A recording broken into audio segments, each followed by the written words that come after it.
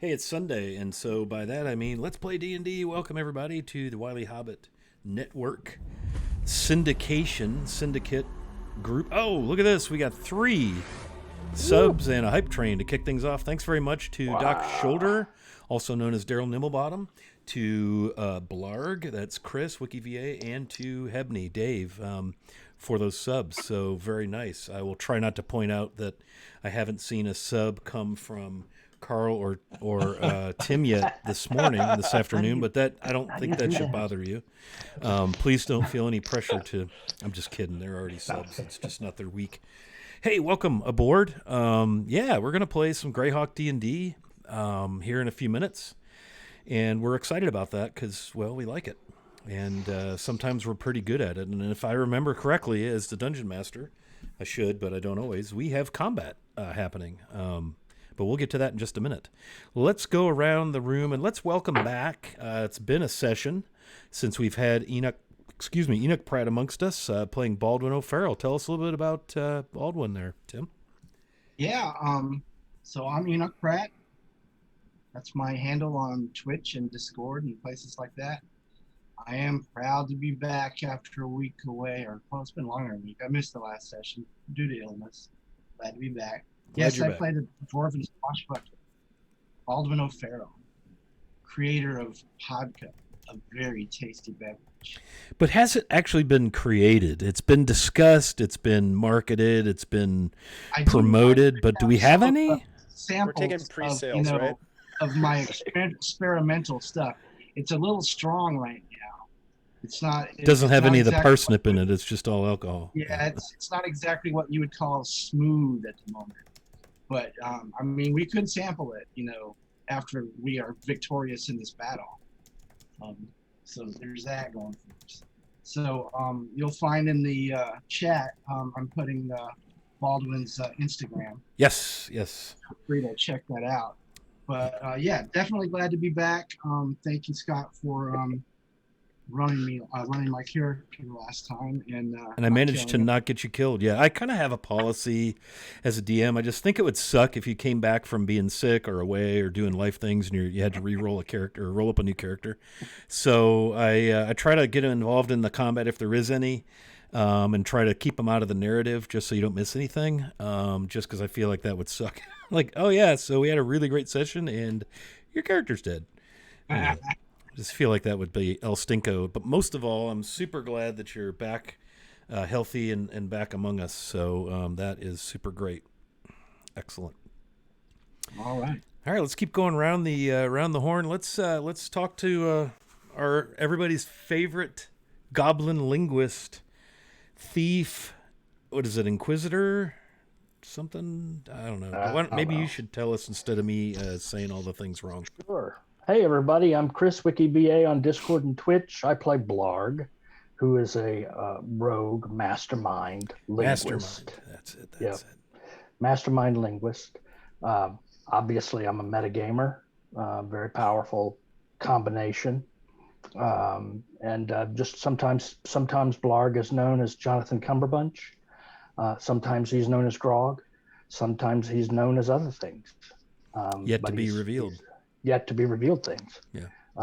But he's happy to be here. Loves joining this party. And looking forward to today.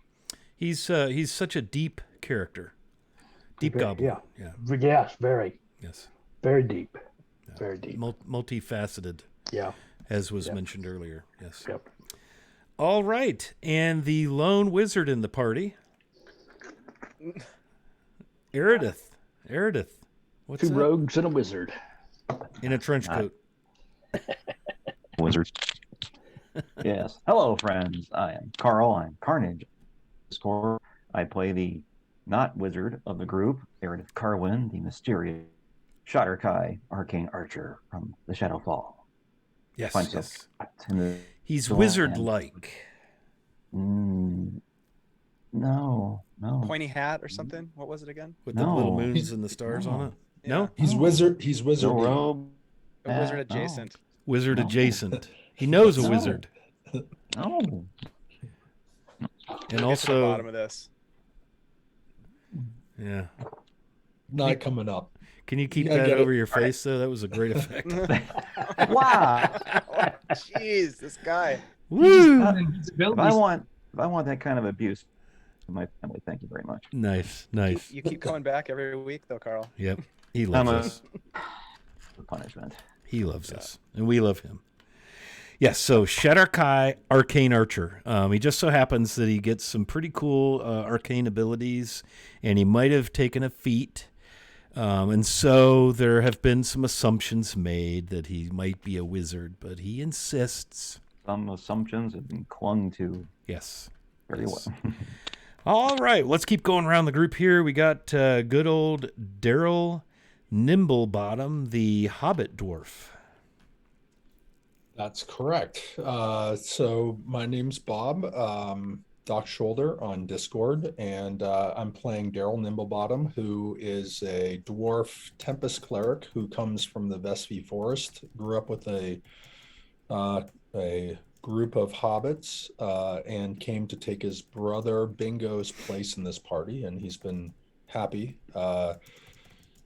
Daryl does actually have a Twitter handle, unlike myself, which would be Brother Gonzo. And so if you're looking to find on Daryl on the socials, that's his handle. But otherwise, looking forward to today's escape from what Wiley has planned for us. Oh, was I supposed to plan something? Right, I totally am Maybe. ready to do things. Yes, I just be over here thumbing through my various Notes. resources. Excellent. Well, in lieu of having something planned, let's just keep talking about characters and things, and let's meet our final contestant, Hebney Craigbeam. Yarr! Hello, everybody. Welcome back to this awesome game. I'm so happy to be here to play with my friends. My name's Dave. You can often find me playing on Wednesday nights where I run a Greyhawk campaign called Beyond Saltmarsh on the Guild Superior Twitch channel. Scott will drop a link in the chat. Please come over and check us out. We've got an interesting Monday night game as well, a short shot in the world of Paradise Valley, which is a Free League Games Gen Lab Alpha weird campaign that my friend Bleak Season is running for us, and it is we're playing mutant animals in a post-apocalyptic world. It's really fun. I get to play a rabbit, and gosh, I'm really happy to be here. I'm playing Hebney Craigbeam, everybody's favorite rage tinkering gnome, and he hails from the Flinty Hills in a town called Dim Hollow, where he's traveled north, ending up in Cabrick's Cove, where he has been working for a bit as a guild artisan, a craftsman. Got tangled up with this crew during an early murder mystery that they solved, I think, and now they're after some weapons of power. And I'm very excited to see who just missed us with a ranged attack. Yeah, I think Nervous it and was a spear. I might have marketed on Twitter and other places that it was an arrow, so just ignore That's that. false advertising. It is. It's what I do. People are here for the arrows. Yeah. and now I know they're they're going to be spears. arrow people are going to be very, very disappointed. But the spear people will be happy. but the spear folks will That's be. called bait and switch is what that is. That's like a marketing term. It is at the end of the day. It's How exactly professional you are. not at all. Actually, not even remotely close to professional. Okay, so that's everybody. I guess I got to do stuff now. As you can see, all of a sudden, a big giant module has appeared upon the screen. As I drop this in here just for funs and grins, and I'm just going to drop it right over top of that cool-looking ancient druid throne. We're going to do a giveaway today. We've conned a kind and benevolent benefactor into spending their money on our game. And as you can see, as I size it up and get it in there on stream, we're going to give away the print-on-demand version, so an actual paper copy of Against the Giants, G123, the original. We thought it would be fun. Actually, the benefactor really was the one that thought of this. I just didn't say no, right? Because why would you not want to do a giveaway? So we will open that giveaway up here in a little bit, and then towards the tail end of the stream in about 12 hours, we'll draw a wiener, And at that point, you will let me know who you are and how we can find you and how we can get this shipped to you directly from the DM's Guild. So thanks to our benevolent, anonymous donor, benefactor person. And we're going to continue to do this, cycle through the older modules as we go. So, yeah, Hager the Horrible draws wieners all the time. I feel like that's not something you want to share in chat. That's a kind of a private conversation thing, but you have fun with that. Yeah, so anyway, yeah, against the Giants, we'll be giving that away, and it'll be fun and cool. So just another way to make things exciting. Hager, I'm just picking on you, buddy. Okay, so let's talk a little bit more about the task at hand. And that is Dungeons and Dragons. And it's exciting to note that we are in session 10. And we're actually playing, it is a very judgment-free zone mostly. We are excited to be playing a classic D&D module from, I believe, 3rd edition called The Forge of Fury. You won't recognize it because, well, we've played 10 sessions and we haven't actually begun it yet, because another classic wily adventure hook turned into actual narrative and arc and backstory, interactive stuff and all of that. But soon, my friends, we will be into the Forge of Fury. But the overarching tale is our characters are in the foothills of the Rakers. They're in the western edge of Ratic, almost north of the Bone March at this point. They've gone up the river valley, and they're in search of an ancient dwarven ruins called Kundrukar. It is there that they hope to find some forgings of the renowned Durgedin, the dwarf who's, well, renowned for forging cool things. They've been funded and sponsored by a sort of a political benefactor in Caverick's Cove, which is where the adventure started, which is actually an adventure module written by my friend Carlos A.S. Lysing, or Castle Entertainment. Go ahead and put his links up there.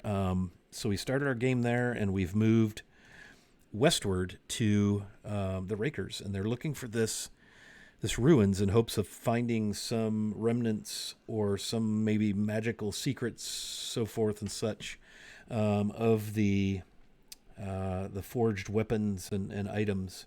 And to give you an idea, we're in, you can see here, we're up the Loagrim River Valley. This little blue dot that I just put on stream marks the town of Blazingdale. And our party is about a day and a half out of Blazingdale, north, due up on the map, looking for this place they call the Stone Tooth, which is this large granite outcropping that towers above the deep, dark forest.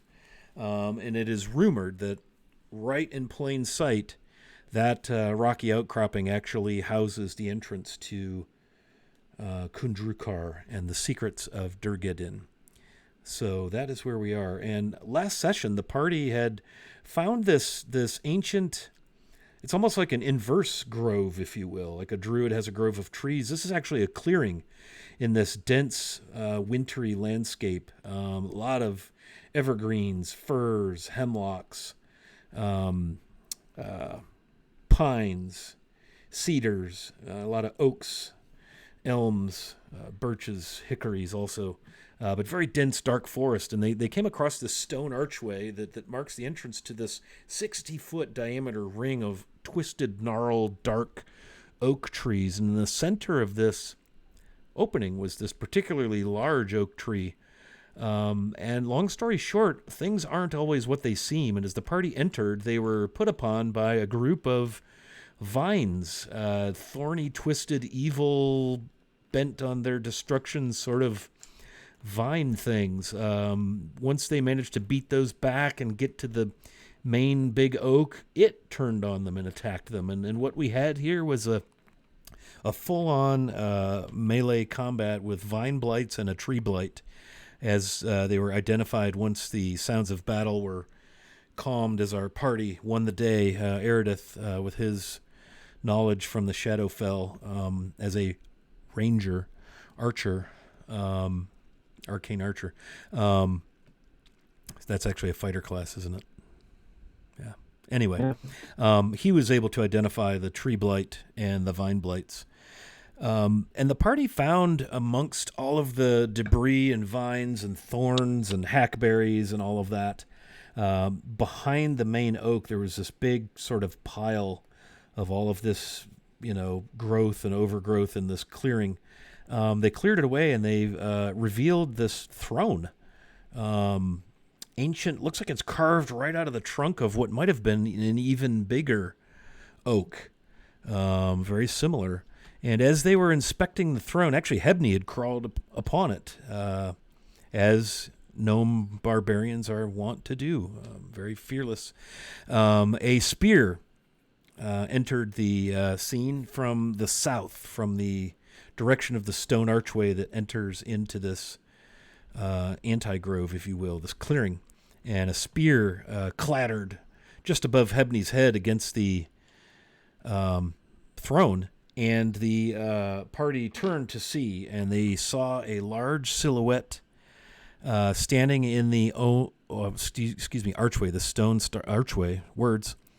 And it is there we're going to pick up our tale. On the calendar, it is 28 Patchwall, Patchwall being the 10th month, so we are, in the foothills of the mountains, and we are really already in winter. There's frozenness and frost. There's skiffs of snow here and there left by the wind. It's cold, and we have a spear and a rather large bipedal humanoidish thing silhouetted in the darkness dim of the gray, cold, windy day. And I'm going to invite our group to make initiative rolls, if you would, please. I will do the same on my end of the DM screen. Initiative?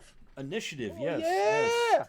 As if, 3.5 hours of combat last session weren't sufficient. I thought we'd go for a little more. Sweet. Let me just get my dude. Probably just a dude. Squared away. We have a plan for this, right, fellas? Okay, 25 to 20. How come nobody ever answers when I say that? Yeah, we don't like that one, I guess. Okay, 20 to 15. We're the slowest effing party that there's ever. You are a little slow. Yeah, you are a little slow. No good. How about 15 to 10? Arg has a 10. 10. Oh, yeah. 14 for Hebney.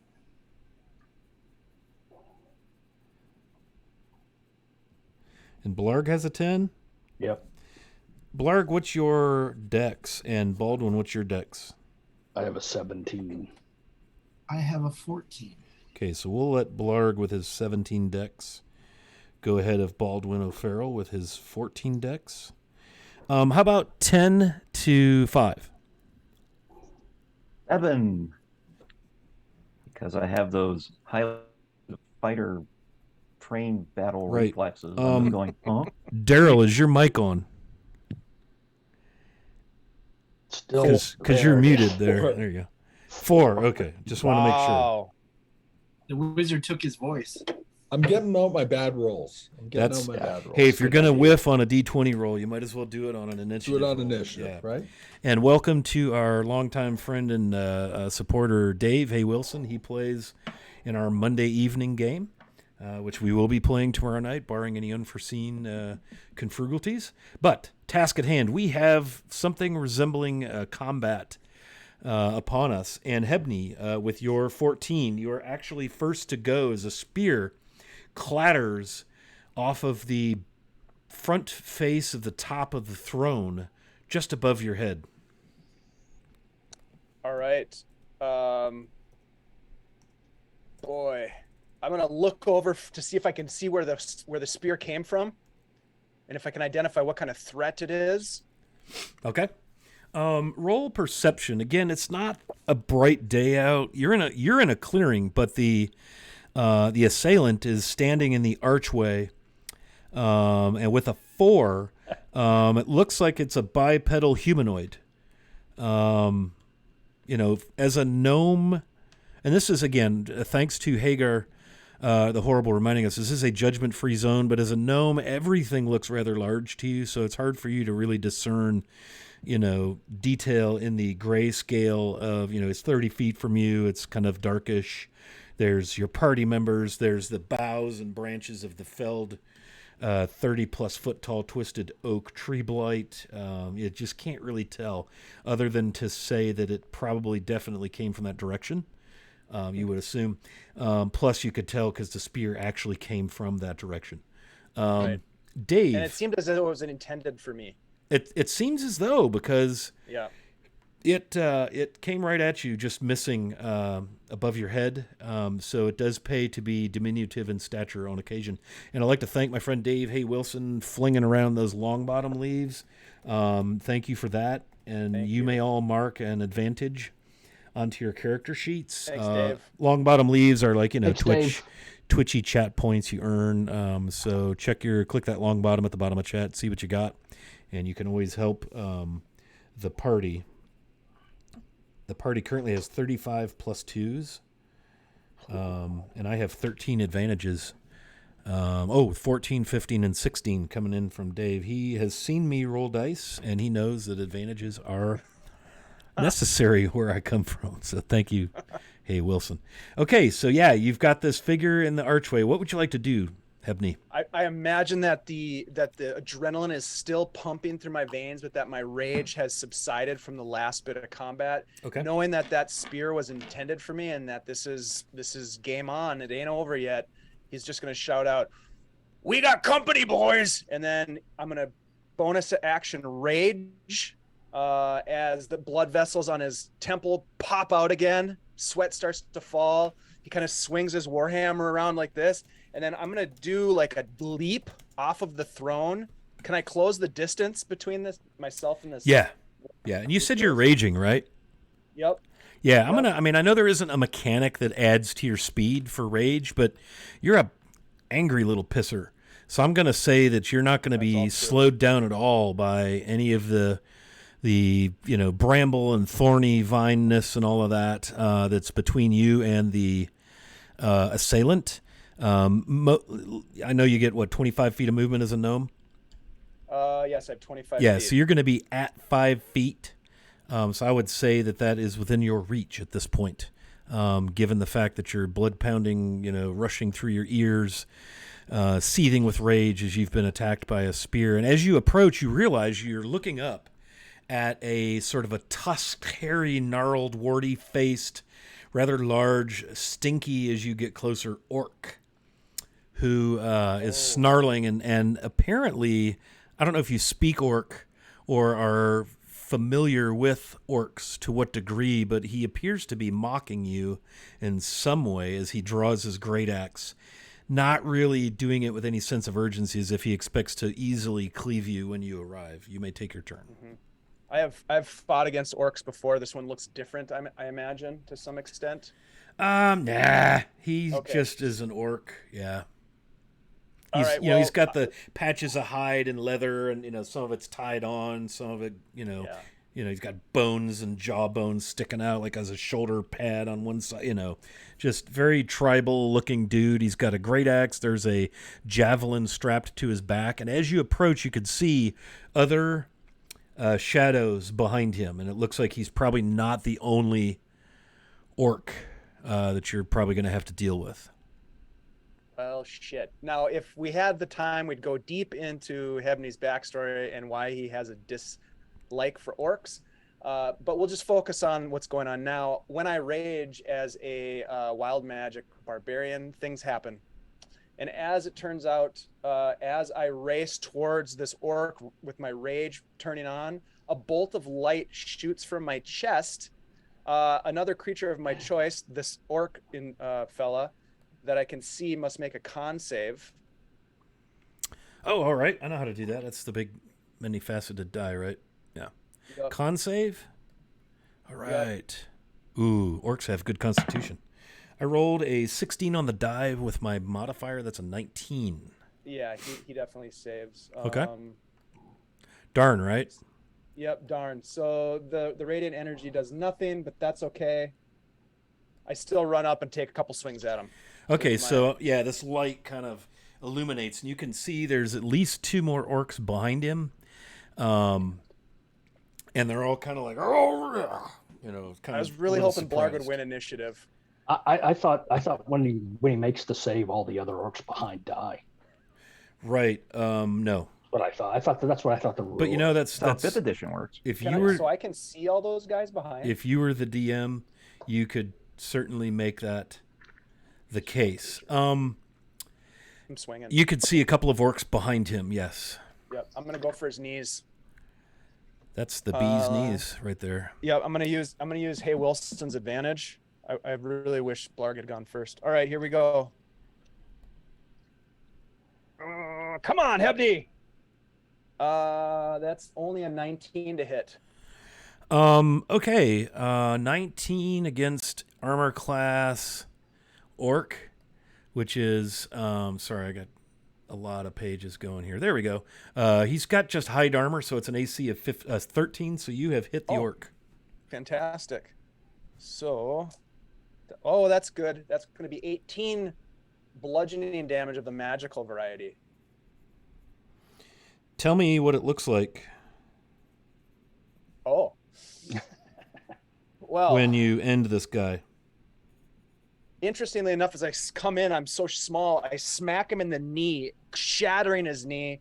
Sorry if you've ever had knee replacement surgery. Has nothing to do with that. Yeah. He drops onto his knee, falls over, so his face is like falling right in front of me, and I just kind of swing my hammer and bap him right in the head, and knock him out, knock him dead. Yeah, and you hear the tearing of flesh as the knee separates and splits, and you hear the crunch and the crack of his skull, and his blood begins to flow freely, and he drops as the 2 orcs behind him, kind of with spears in hand, or excuse me, javelins in hand, kind of. I'll just say, drop your weapons or you go down too. You speak in Orcish? Nope, I'm gonna say that in Okay. the gnarliest, nastiest gnomish I can possibly Okay. fathom. They kind of turn their heads and look at you and, say something back in a very guttural, percussive, angry, greasy sounding language.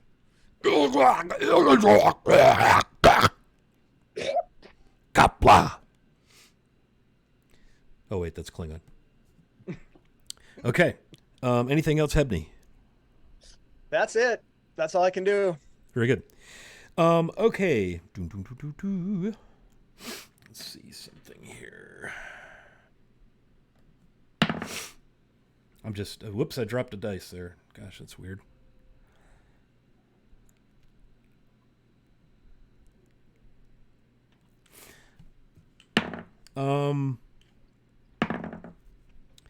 Okay, so you hear behind the orcs a lot of crashing and cursing, but you don't see the mouths of the orcs in front of you moving, so you might assume there's another entity, but you can't really see because of the hulking size of the 2 orcs kind of stepping up into the, the archway. Did you say it spoke? Something spoke? It was like cursing something. And everybody roll perception for me. Oh, let's see. Perception. 10. Oh, I got a 21. Baldwin got a 3. Wish I had rolled that 20 later. We're rolling perception, Erdith. Sorry about that. You're okay. At the door. Dude, you're fine. Perception. Daryl got a 3. Got a 10. Okay. So 10. So that's anybody with a 10 or above. So that's Hebney, Erdith, and Blarg. You hear... Does anyone speak Orcish?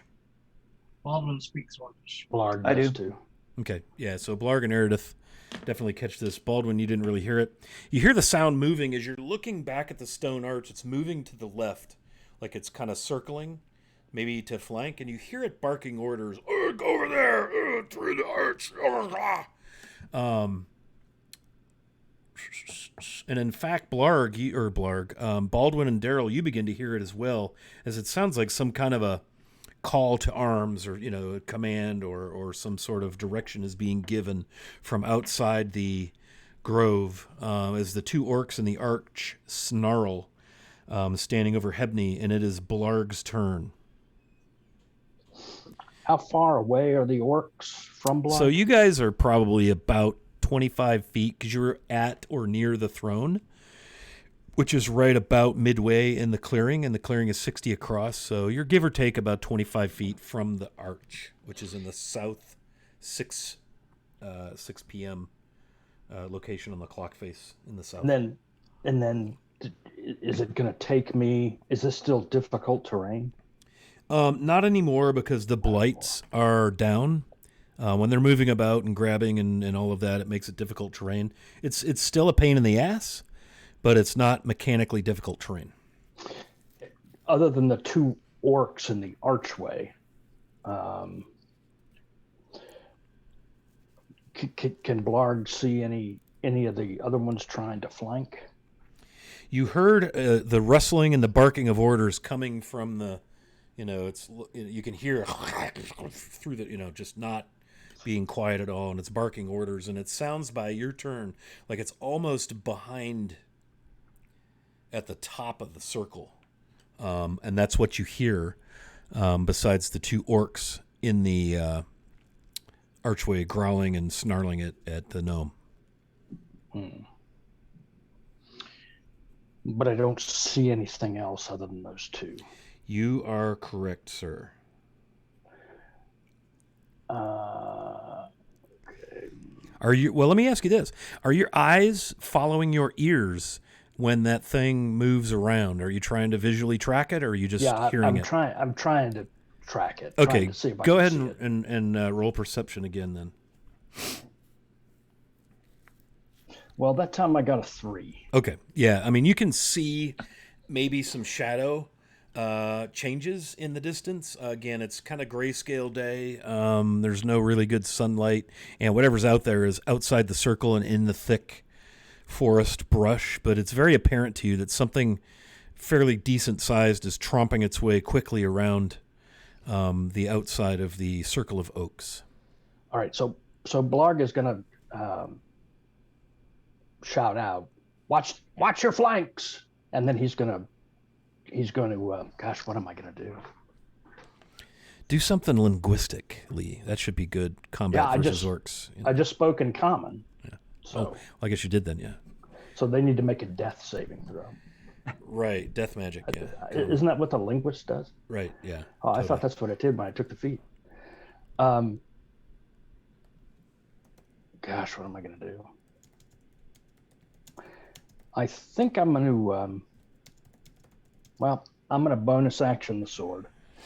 So Blarg says Shar, and his short sword lights up in the green flames that look almost acidic, but kind of like flame at the same time. Yeah. Almost like that. I pictured almost like, that pretend fire that they make those little fireplace inserts? Yes. That like plasma looking fire. I'm kind of picturing it liquidy fire. Yeah. Yeah. And then he's going to move up next to Hebney and try to stab one of the orcs. All right. So that's the spirit. Blarg charges forward. Okay. And you notice as you get up there that these are most definitely orcs. So I rolled a 14. A 14 will pierce their hide armor. Yay. All right, so I do, oh my gosh, 4 points of piercing damage. Yep. But then I do... little acid. And then I do 10 points of acid damage. Oh, 14? wow. That's 14, but I also get the sneak attack since Hebney is next to me. Oh, orcs are immune to sneak attacks when initiated by goblins. Yeah. Well, he takes 9. It's a little known shit. Okay, so tell me how that guy goes down.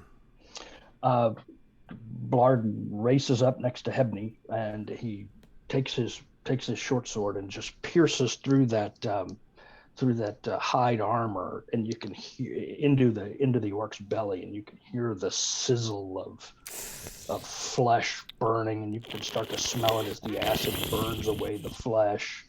And he yanks the sword out, and the orc just falls backwards. Yeah, and you see as he falls backward, another orc step up, kind of sidestep and step up, so there's still two in the archway. But I will say that you can't really see much past them, but it doesn't appear that there are others. But yeah, so you took one down and another one kind of stepped up, also armed with a javelin. Apparently they were thinking this would be a ranged weapon combat. Anything else from Blarg? Nope, that's all I got. Okay, nice. So you guys have made 2 swings and taken down 2 orcs. Baldwin O'Farrell, what would you like to do, my good dwarf? Okay, I'm going to use one of my advantages, and I'm going to use sneak attack, and I'm going to throw my tankard at one of the orcs that's still up. Okay, so we go an improvised weapon. Yes. And you'll use your dex bonus. Do you get your mods on an improvised weapon? Gosh, DM should know that right off the top of his damn head. I'm looking right now because thank you, D&D Beyond. I'm fine shilling for D&D Beyond. It's a freaking lifesaver. Improvised weapons. Okay. Doom, doom, doom. Don't have weapon. Object appears 1d4 damage. If the character uses a ranged weapon, it also deals 1d4. At the DM's option, a character proficient with a weapon can use similar object and his or her proficiency bonus. What do you normally throw? A light hammer. Okay, I think this is very different from a light hammer, but I will give you your dex bonus. Okay. To make the attack. And this would be d4 bludgeoning if you're successful. Nice. And then with the sneak attack, I get to do, if I hit. And then you get to roll your sneak attack dice, because what is a party to the joy of a DM with 1 rogue when you can have 2 rogues doing sneak attack damage? That's right. All right, so here's my roll. Wait till they see the Trask. Just kidding. Just kidding. You're looking at AC 13, my friend. 18 plus 2. Yeah, so dirty 20 absolutely does the job. You going like trying to hit him in the head with your tankard? Indeed. Okay. What is your tankard made of? It's stone. A stone tankard, okay. Okay, 4 points of damage, and then I'll roll the sneak attack damage. Did you make this thing yourself? Someone in my family did. Okay. I'm a brewer by trade. A stone tankard of dwarven make. I'd say it's probably pretty strong, wouldn't you? Oh, absolutely. I'm going to say it's probably got a strength of about 12, which is a +1 mod. So I'm going to have to make it make a strength save as it hits the skull of the orc. I'm going to give it a DC 12 so that it doesn't split, and it gets a +1 mod for a 12 strength. And it rolled an 11. So your tankard, you see it smash against the forehead of the orc into shards of formerly tankard-shaped stone. Oh, man. Sad. The initial damage was 4, and the extra damage is another 6 for a total of 10. Great, yeah. So you open up a gash on this guy's head, and the handle gashed his head kind of between his eyes, so blood immediately starts to run down, and the base of the tankard smashed him right atop the bridge of the nose, pressing it flat. Hebney and Blarg, you can hear, or excuse me, Grog and Grumpy, you can hear. Since we're in the presence of NPC monsters, I want to use your code names. Grog and Grumpy, you hear the crush of broken nose and cartilage, and the howl, and then the tankard smashes against the hard forehead of the orc as if thrown against a stone wall. Nice. Anything else, Baldwin O'Farrell? You still have bonus actions and movement. I'll go ahead and throw my my hammer now.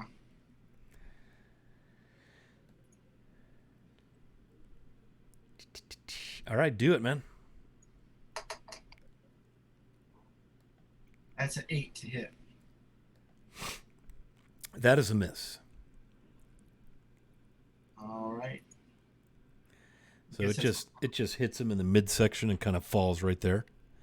Doesn't do any damage or any sort of gets through his armor. His hide armor protects him. Anything else?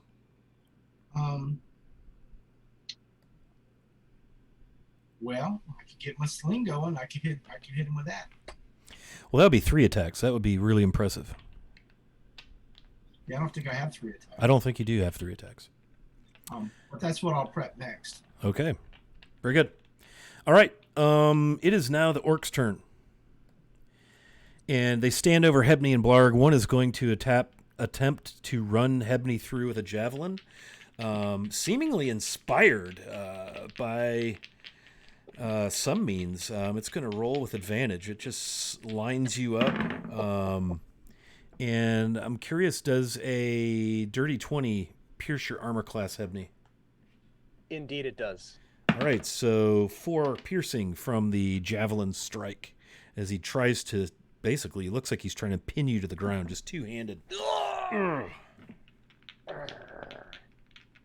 The other one, same attempt at Blarg with advantage. Actually, I have a cloak of displacement, so he's at disadvantage. Okay, so he's at regular die. Nice.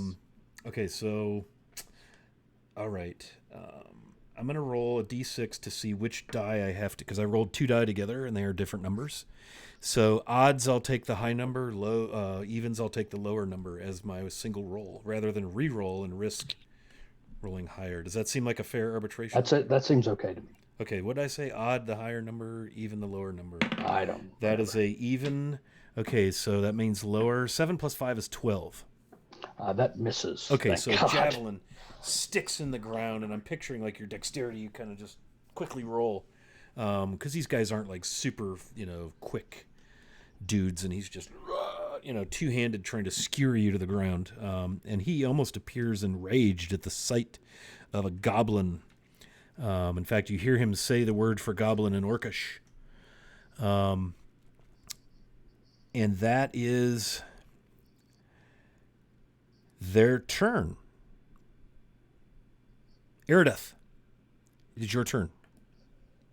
Okay, so there's a pair of 2 orcs I can see in the archway. They've kind of come through it because Hebney and Blarg are there, and they are meleeing. They've just tried to stick each of them to the ground. Hebney has been poked by a javelin, and it is in his hip. You've heard some yelling and commanding from the side. If you speak Orcish, right? I do. Yeah, so he was like, yelling at them to attack, do them in, kill the little ones, especially that stupid goblin, and the gnome too. And then you heard the rustling and crushing of twigs and sticks as something large is making its way, maybe as if to flank the group. And he's almost to again, if you're looking at the circle as a clock face, the stone arch is at the 6th position where Hebney, Blarg, and the 2 orcs are. And you hear this guy makes it all the way around up to like the 1 position, almost at the very north end of the circle. What would you like to do? If it matters any, my weapon gives off 40 feet of pretty bright light. Okay. Well, this is, they're away from you by this time, Blarg. They've moved. And they're outside the ring. Yeah, but it's nice to know. I mean, the orcs are very clearly illuminated. It also gives off 40 more feet of dim light. Yeah. Yeah. And that skewered Hebney, is that the one that's been hurt or not hurt? Yeah, the one that's been hurt is the one that got Hebney. Okay. The other orc is thus far unscathed.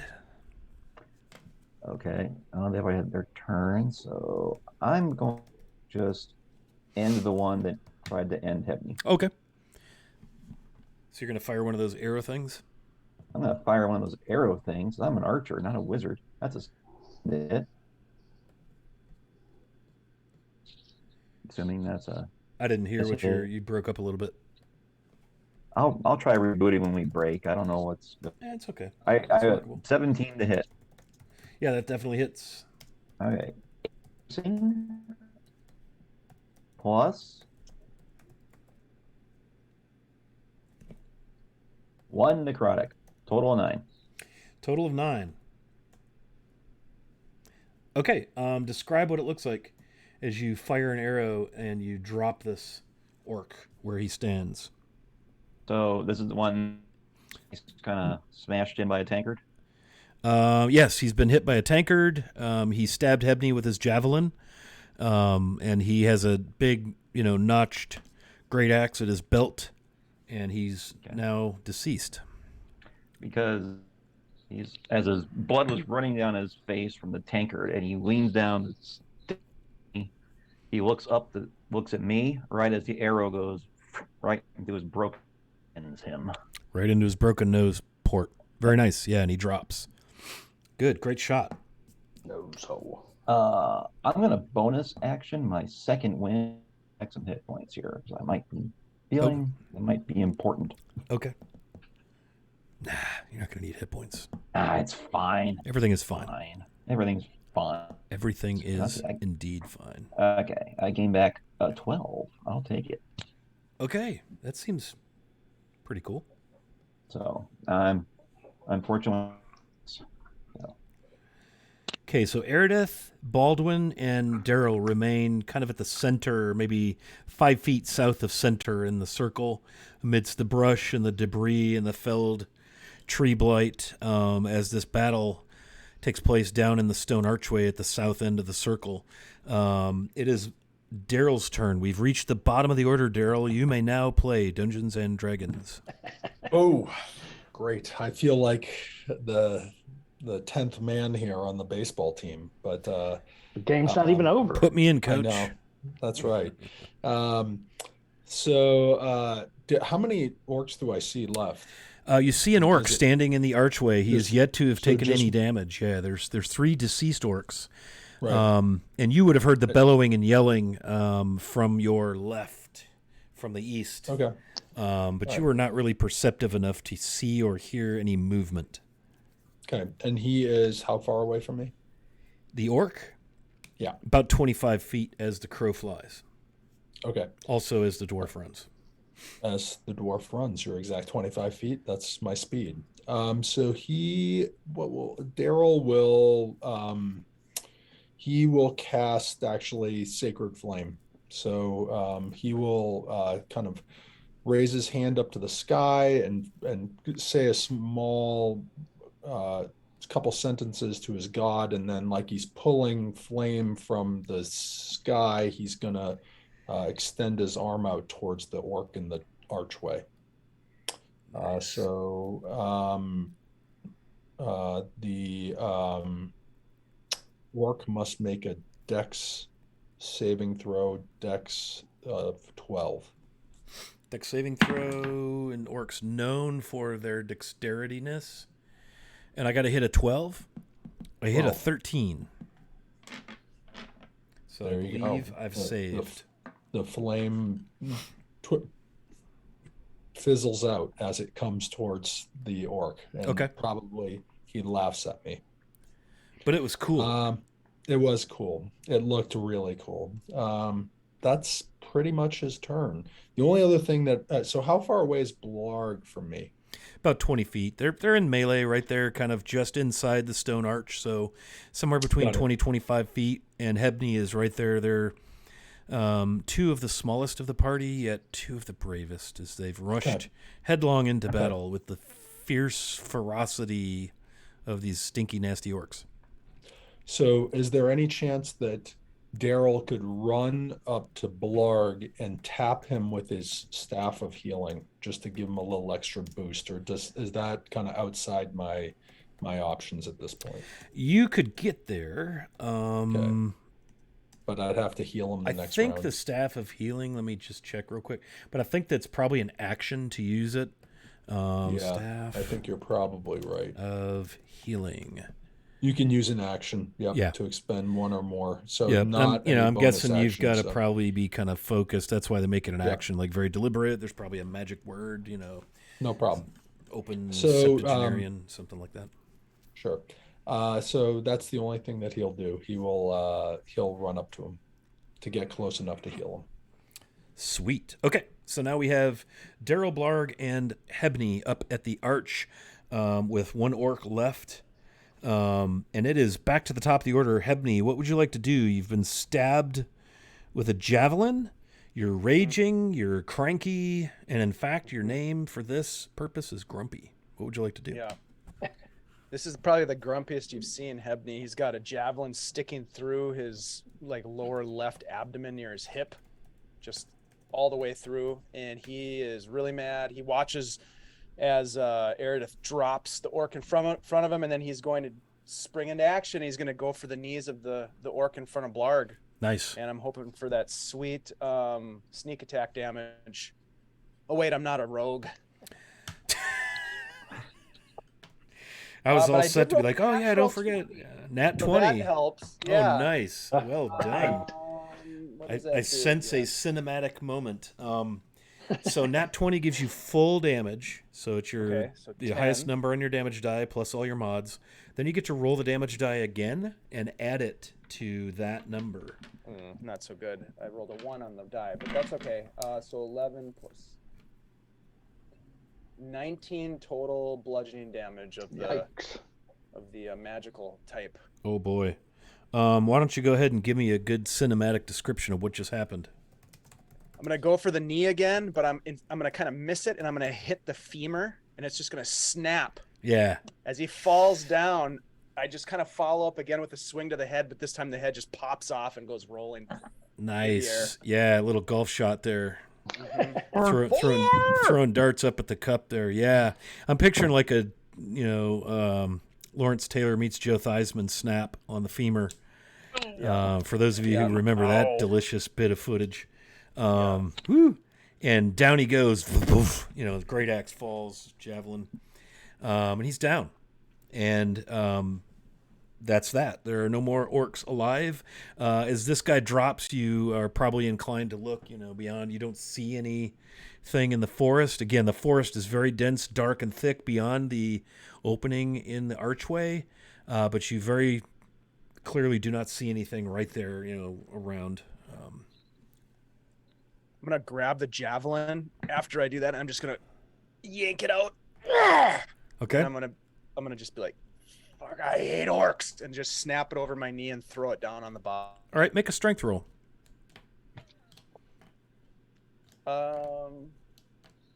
Hey, that's a 16.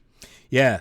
This is like a hickory shaft, crudely carved haft of the javelin, sharp as all get out, and you manage to snap it in your rage,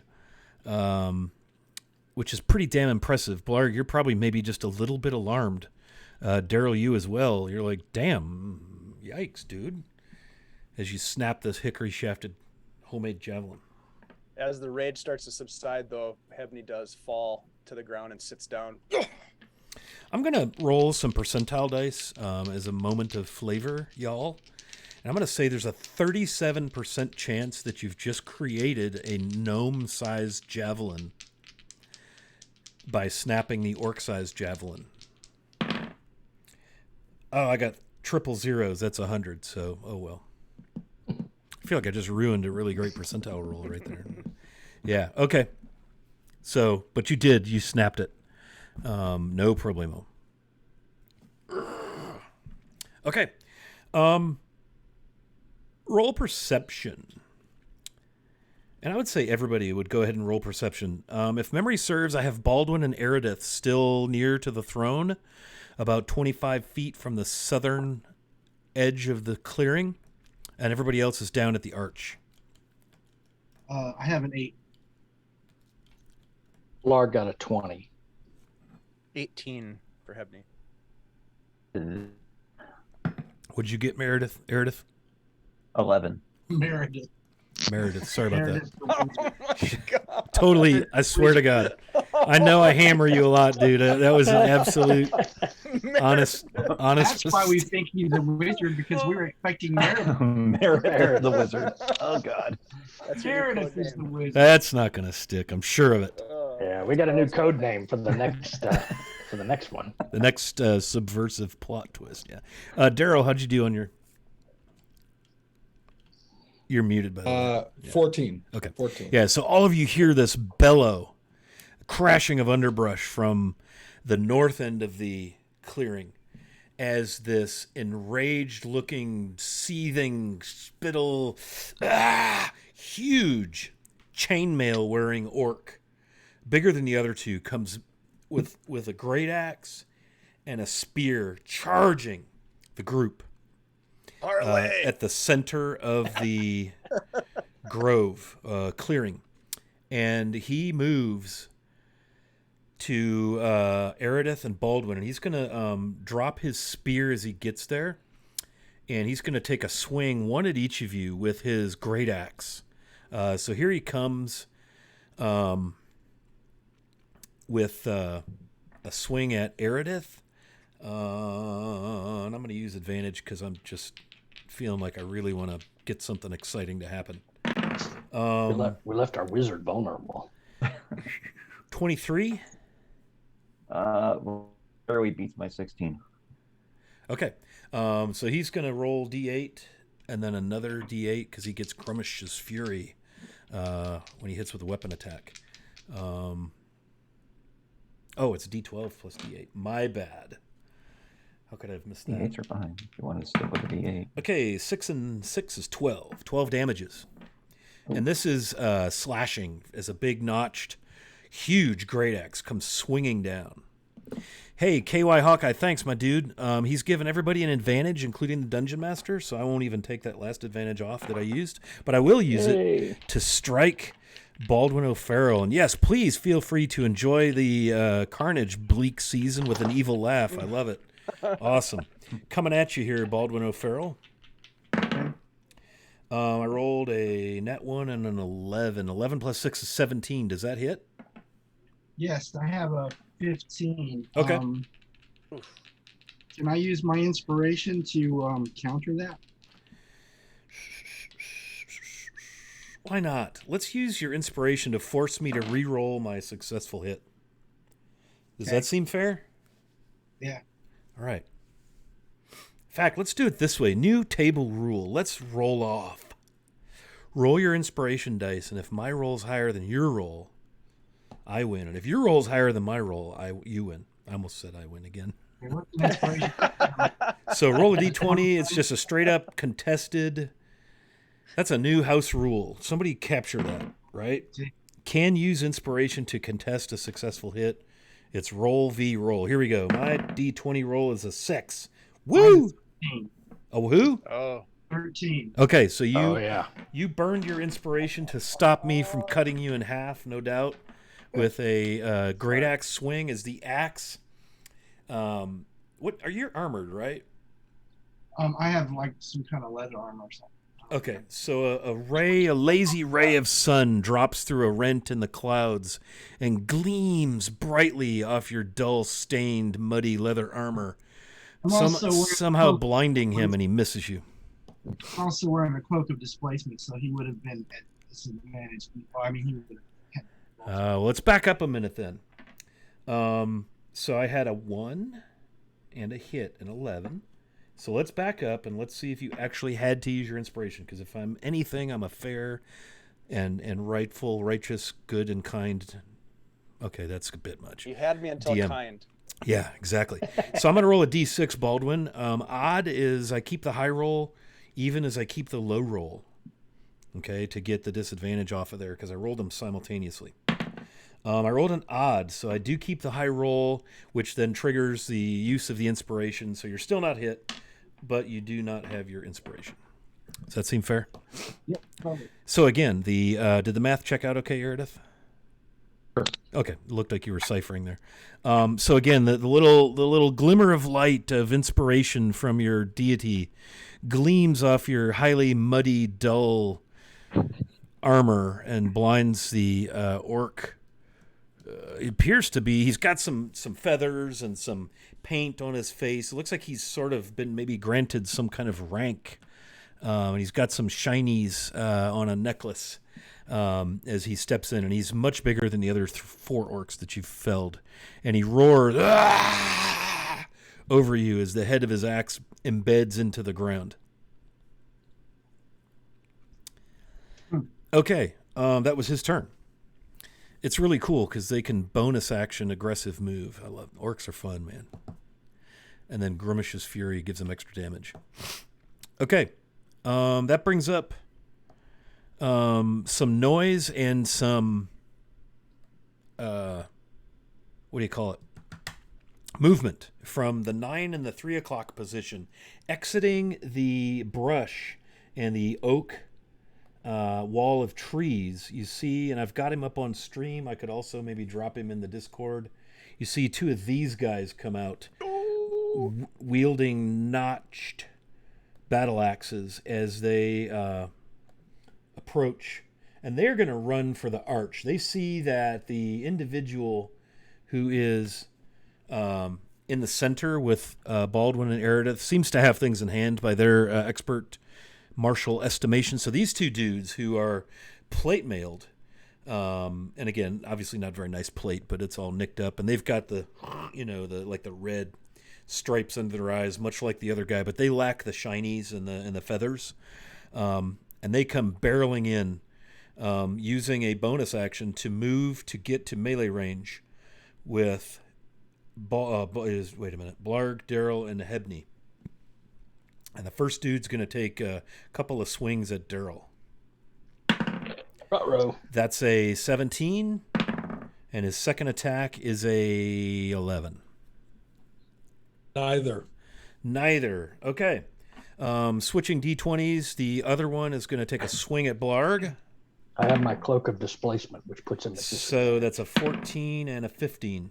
That's a dirty 20 on the low roll. I was going to say, for the record, Hebney is sat down, so it would be at advantage if anything comes at Hebney. Okay. So the low roll was a dirty 20. That hits. Okay, so you take... Whoops, that's the wrong die. You take 6. Well, we got lucky there. Slashing. And then I'm rolling with advantage, you say.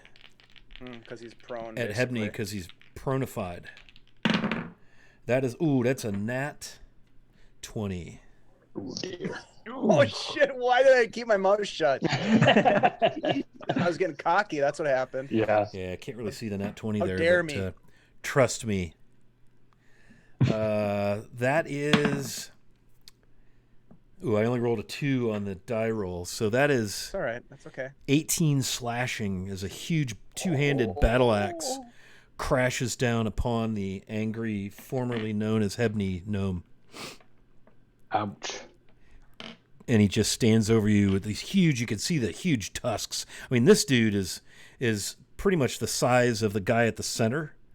Bigger than the other 2. The other 4 orcs were kind of spindly and gnarly, and these guys are just like nasty. Are you still up? I'm still up, but it ain't good. It ain't fellas. good? Okay. It ain't good. It's not good here either. The how many of them are there? There are 12. No, I'm just kidding. There's 2 of these guys down with Daryl, Blarg, and Hebney, and there's one of those guys, the bigger guy, with the festooned with shinies and like a big necklace with teeth and fangs and bones and other shinies in it, and feathers all over his chainmail, very much decorated in the manner you might expect to see from a tribal badassery, generally tough guy. And it is now Blarg's turn. Holy shite. Tater tots. God, D&D is fun. Tater tots. Yeah. Man, I wish I could bonus action that healing staff. Crash my head into it. I'm gonna bonus action my last healing potion because this seems like an opportune time to do that. Okay. Have you used your Fury of the Small yet? 7. So I regained 9 hit points. Nice. Good. I'll keep you alive for another half round. Yes. And then I'm going to, the one that hit me, I'm going to stab with my swordy sword. Seems And reasonable. I'm going to use an advantage. Have you Oh, you froze up, that Meredith. extra? Have you used? Have you used? Have you used? Yeah. Care to try that again? Quit messing with Oh. us, man. My first roll was a nat. My first roll was a nat 20. Nice. All right. So max damage plus Yes. any other die, which includes max sneak attack damage. Okay, So you're going to be doing a whoop load of damage right here. Yeah, so 2d6 plus 3, so that's a 12. That's 15. And then You get to roll those 2d6 again and and then I add get it to that. Wait a minute, but I also get acid damage. Do I get that max too? Everything is max. So what I usually do is calculate all the max damage up, Okay. and then I roll all the dice and add that to the max damage number. All right. So give me a second because You're math good, is man. hard. But it's Math good. is It's very good hard. for you all. It's good, yeah. Mhm. It's 27, Keeps the brain and limber. another 12 is 39. another 39. So that's the max damage is 39. And then I roll everything with no Anything with a die, you roll the die. So I roll your the die, sneak okay. attack die, your weapon die, So that's your nine. acid guys- die. In trouble. So I'm just going to roll 46. That's 2 for the acid and 2 for the sneak attack. I just rolled 20s, but forget that. So 7, 8, 9. So 18 more on top of the 39. All right, so Is describe blood- for me how this guy goes down. So Blard recovers from the hit, and after he drinks his potion, he just yells kind of like a goblinish scream and thrusts his sword up as high as he can, finding, as luck would have it, finding an opening in the plate armor and searing that fatty orky flesh, and then he yanks the sword out, and I imagine the orc looks quite surprised, and he topples over backwards. Dead. Okay, yeah, he does look a little shocked, but even more so, the look on the face of his co-conspirator is he's just kind of got this stunned look, like a goblin just like ended my dude with one swing.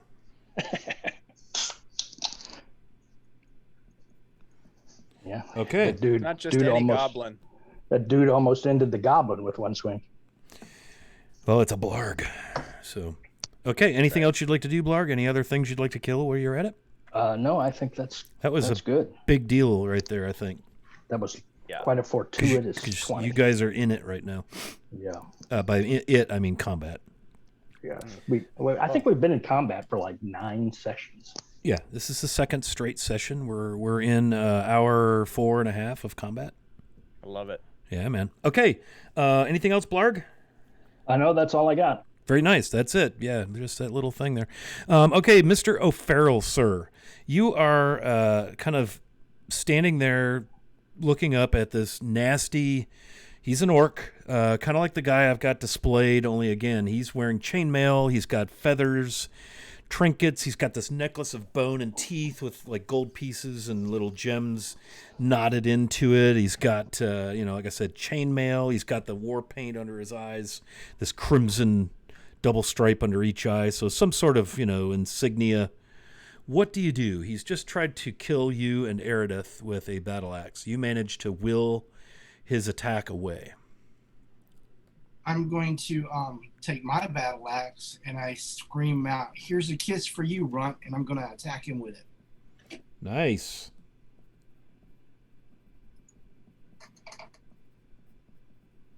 That's a 12. A 12. Let me check the thing that says whether or not that's enough. It falls short by more than +2. Okay. Can I use an advantage or is it too late to do that? Go ahead. Why not?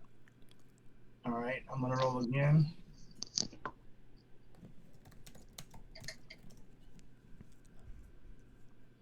That is a dirty 20. Dirty 20.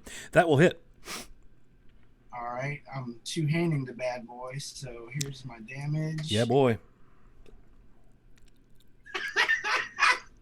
I two-hand it for a 4. Yeah. Oh, yeah. Yeah.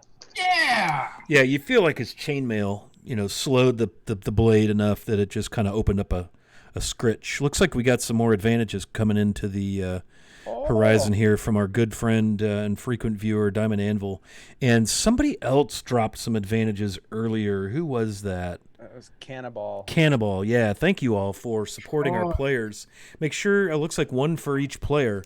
So thank you, Diamond Anvil, and one for the Thanks. DM, because everybody plays and everybody wins. Thanks very much for that. That's a disadvantage. I missed that. Thank you. Oh, my. Yeah. That is a thing where the party can say, hey, you need to use a disadvantage on this roll. So don't forget the party now has one DM disadvantage. Sweet. Somebody keep track of that. I also have it written down, but I'm not going to tell you that I have a disadvantage because that would be dumb. Okay. Baldwin, anything else after your massive outlay of death and destruction? No, I don't think I have another attack, so I think I'll just prepare to swing again when I have the opportunity. Nice. Okay. That brings us to the orcs who are deceased. The 4 guys there that you killed. So, Eridith, you are now up. You're. I would say that you're probably easily able to flank this dude. Okay. Or whatever. I will. Because it's you and Baldwin. Yep. And he's really afraid of Baldwin, so his full attention is on Baldwin. Yeah, now that he's been hit for Yeah. 4 damage. All right. 10 as a +2 get me there. It does not. If you're flanking, though, that's a +2 again, and that makes a 14 and still doesn't get you there. Lookers. Can I use an advantage? You have advantages. You should roll that second die then, yeah, if you want to use it. I think I would like to do that. Okay. So I'll use the 19 on that roll. That instead. seems reasonable. Yeah. Okay. I like advantages. Yeah. Yeah. 11 piercing Wow. plus 4 necrotic. 15 roll. Nice. 15 necroticals. Yeah, and you just get this big howl of fury and orcish cursing all elves and their ugly spawn, especially the wizards. Is that the extent of your turn? Sadly, that is all I can do. Very nice. Okay, Daryl Nimblebottom, you are there with Blarg, most of Hebney, maybe only some of Hebney, and this one dude that's left kind of standing there a little bit in shock as Blarg ran his partner through entirely. Can Daryl see who's more injured, either Hebney or Blarg? Can he figure that out just by kind of his clerical sense of healing? How about a understand? medicine check? Okay, that sounds good. 22. Whoa. So I don't know the answer to that question, but Hebney and Blarg can maybe put their We heads both point together at and each tell you other. that. Yeah. Blarg and Hebney each point at each other. So how many hit points does Blarg have? He has 12. And how about Hebney? 27. But what about as a percentage of total? Do we want to look at it from that statistical angle? Oh my God. Less than half. Less What than am I? half. What am I? A calculus guy? Sounds like Oh, you're a Rate of linguist. That's change. right. That's right. Blarg Differential is equation. Blarg is still in trouble the most. What's the And delta? So, and at this point, there's one guy that's standing next to us as well. Yeah, There's the big dude. Okay. I think Daryl will take out his staff of healing. He'll kind of tap Blarg on the shoulder. A little kind of blue electricity runs from the end of the staff up into his shoulder, and Yay. we'll do for him. We'll do actually. I'll do 4 charges. Ooh, Yeah, So 4. oof. 4 charges, and I'll Light roll me up. those for you here.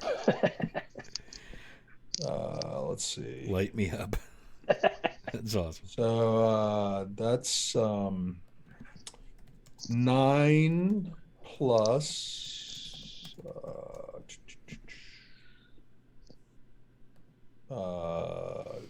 7 plus 16.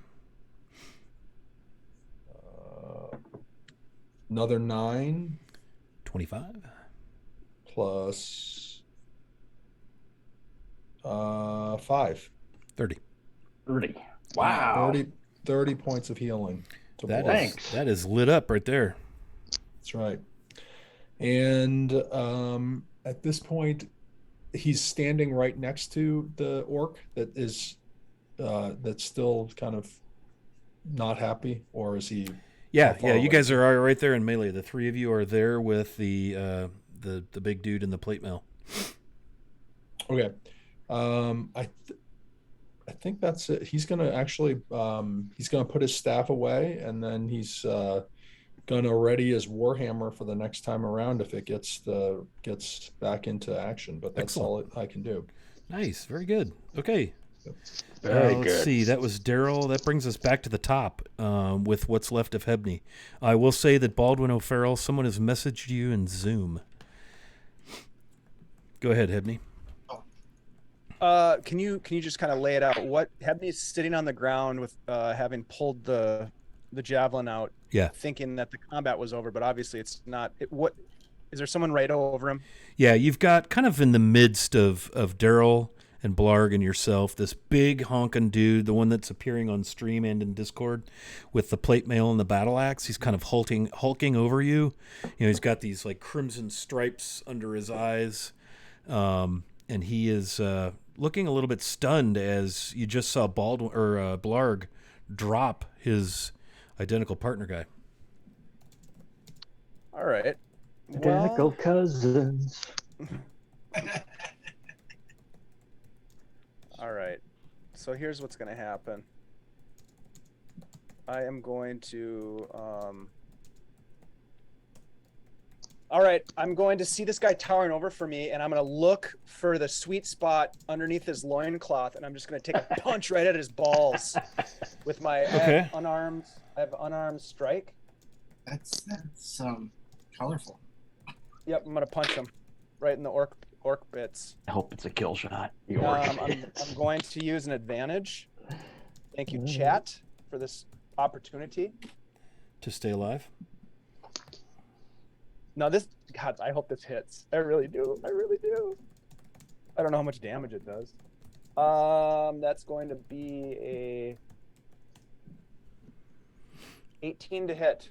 That hits exactly. You managed to find a flappy flap that is a little trapdoor action, and there they are. Okay. Gnarly, big, Gross. swinging. Bam! Okay, that's good. That's good. All right. Tater tots. All right. Bunnies, flowers, pretty meadows, That is sweeping a grasslands. 6 bludgeoning damage, which is a small amount of damage to that body part. But the best part about this, you guys, is that as part of my tavern brawler, when you hit a creature with an unarmed strike or an improvised weapon on your turn, you can use a bonus action attempt to grapple the target. I'm gonna grapple. I'm not gonna get into the details of the grapple, but use your imagination, okay? Oh, come on. Okay, I'm gonna grab on and just twist. And I'm gonna use my last advantage for this. Okay. Come on! That is only a... Well, actually, grapple is athletics, so that's 17. So I think he has to contest the grapple with either an athletics or an acrobatics roll. He has to beat a See, 17. you're medium-sized, right? Yeah, I'm just That's going a through all the great question. mechanics. I think so. Well, he is medium-sized, so even if you were small, it's okay. No more than one size larger.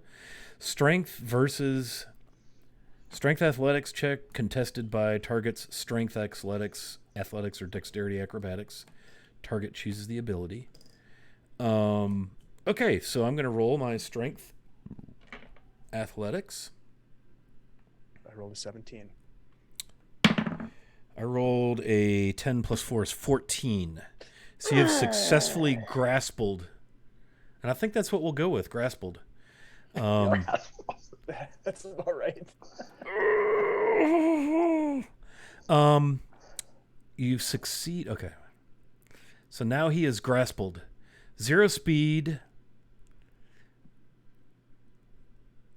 Okay. I'm going to let you roll an additional D4 damage given the sensitive region you've so painstakingly chosen to target, my friend. You mean that's not in the DM's guide? I don't see anything about orc balls. You're If I add my- going off. This is not rules as written. We are This is off homebrew. the reservation. This is homebrew. Yeah. That's a total of 4 damage with my rage bonus. Okay. So you did 6 plus 4, is that right? Yep. Yeah, and he howls. I'm going to say, as an additional, because, as a person who can relate to the possibility of this happening, and my stomach's already kind of nodding up, I'm also going to make a con save attempt. I'm going to say, I'd say a proper DC for this would be, thank you, Obsidian Risk. Hand sanitizer, yeah, no shit. Matter of fact, Actually, yes. Scott makes it. That's a good point. Like Dave might need to actually make a save for his hand for like necrotic damage that's actually occurring in the process. Gnarly. Thanks for that advantage, Obsidian Risk. Wash up after this. I'm gonna have this guy make That's a right. con save DC 12 to see whether or not he drops to his knees, because again.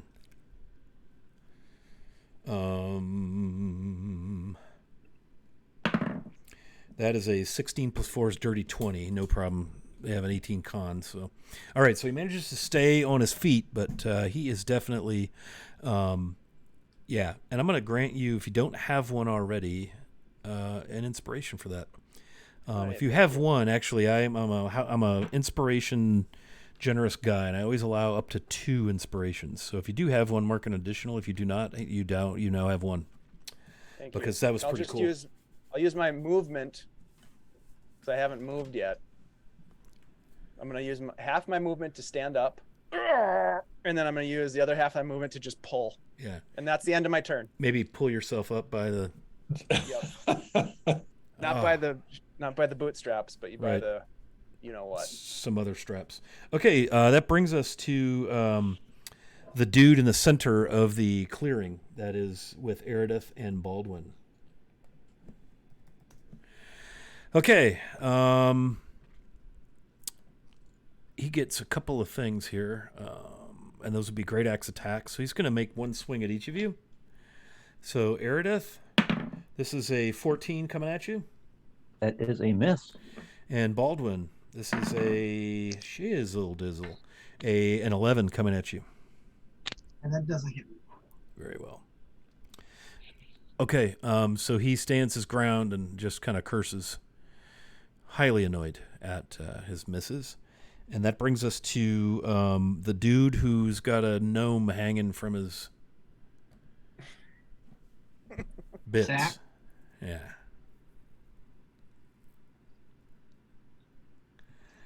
Okay. A grappled creature can use its action to escape. To do so, it must roll on another contested I don't know if he really wants to go back through that process again, given the nature of our circumstance. He's just going to try to attack Hebney with his great axe. So Don't miss, pal. swing number 1. That is an 11. Oh, that's a miss. I think we'll go with an advantage on swing number 2, as he is very unhappy with you. I think that seems fair. Yeah. That is an 18. Yes, that hits. Okay. D12 plus 4 slash. That is a 7. Ouch. 7 slashy slash.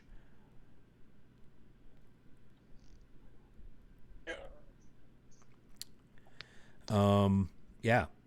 And he's still got a gnome attached to his swinging bits. Okay, that brings us to... You mean, Scott, so he's not going to do the 127 hours thing? 127 hours thing. You've lost me. You didn't see that movie? Cut him off to get free. No. The guy had to cut his hand off in order to get free. Oh, yeah, no. No. Must have missed that. With a Swiss Army knife. Oh, I put the dude in the smoke rings Discord channel. I just realized I didn't put him in the right Discord. In case you wanted to see him up close and personal. I've seen him up close and personal. Trust me. The guy that's at the arch. Okay, so now he's in the proper Discord channel. It is Blarg's turn. Well, I'm going to attack since Ebony's got him kind of held for me. I'm going to attack this dude, and I'm going to use another advantage to do that.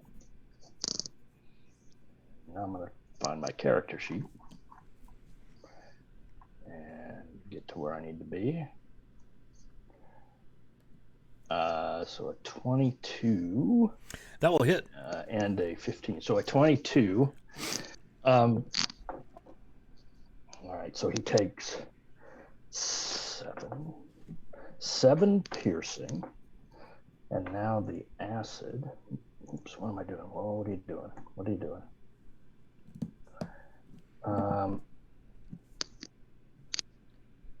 So 11 acid.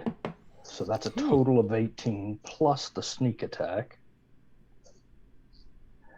which is another 6. So 18, 24. Yeah. So you open up a pretty nasty gash in his hip as you find, some little gap between the plates.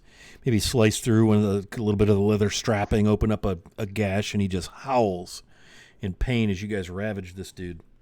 But he's still up. Well, one of us is ravaging him anyway. Something's happening. Yes. Okay. Is that it for your turn? Yeah, that's all I got. Okay, Baldwin O'Farrell, Dwarf of the North. Yeah, I'm gonna swing my battle axe at this dude. Once again. All right. Using advantage. Okay. Won't need it. That's a dirty 20. Very nice. Oh, yeah. My damage is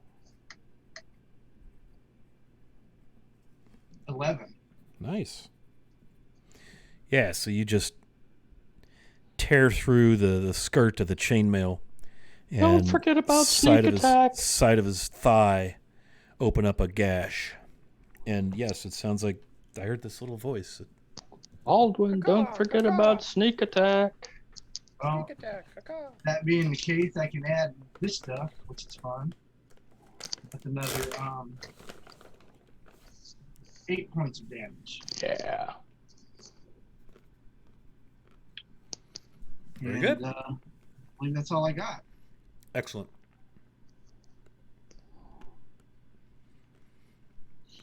Both of these things that you're fighting are very smooth, fluid, dexterous. They're using combat maneuvers. They're not just, Hassan chop like regular orcs. I mean, these guys look to be trained, much smarter, much more tactically sound and savvy than you're accustomed to seeing with your everyday run-of-the-mill dumbass orcs.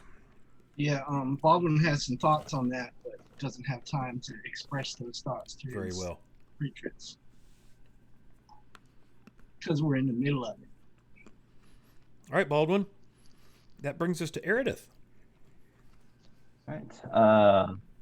With their smooth combat, whatever, I don't care. I'm still just going to kill him. So Perfect. I'm going to use an advantage. take this dude down. Thank God I used advantage because that was a 1. 14. What is it? 14. 14 is going to require you to use a +2. I will do that. Thank you. Please and thank you. All right. +2s are granted to the party every time we get a follow or a sub. So just in case anybody knows or wants to know. 5 piercing. 4 necrotic. 9 total. All right. You guys are starting to wear them down a little bit. Some of the chainmails, Sure. dented and pierced and rent and bent. Daryl Nimblebottom, you're up. You're down at the archway with Blarg, Hebney, and the other dude, the guy that's on the screen. Okay. Yep, and he is he's within reach Oh yeah. of me. Oh, Okay. yeah. So Daryl will again call to Flanaess, and he will reach out and grab this guy and cast inflict wounds on him. Ooh. Nice. Inflict wounds, first level spell. And oh my god. That's a no save. Just you got to hit, right? Yeah, can I do an advantage on advantage on that? Yeah. All right. That was awful. Oh my god. What Dude. happened? Freaking What ran two 1s in a row. Wow. That is like so awful. That It's is pretty unreal. bad. Yeah. So even with advantage, I'm not able to do anything. So I think that's the end of my turn. All right. I'd like to welcome our raiders, L Hawk. Hey, Woo! Hey. Welcome aboard. hey. Glad to have you. Hey. We're just playing some D&D 5th edition. A little classic, old school Forge of Fury setting and content with 5th edition rules. Okay, that's it for Daryl. How much damage did you say? I'm sorry. Oh, that's right. You rolled 2 1s. My mistake. Oh my god!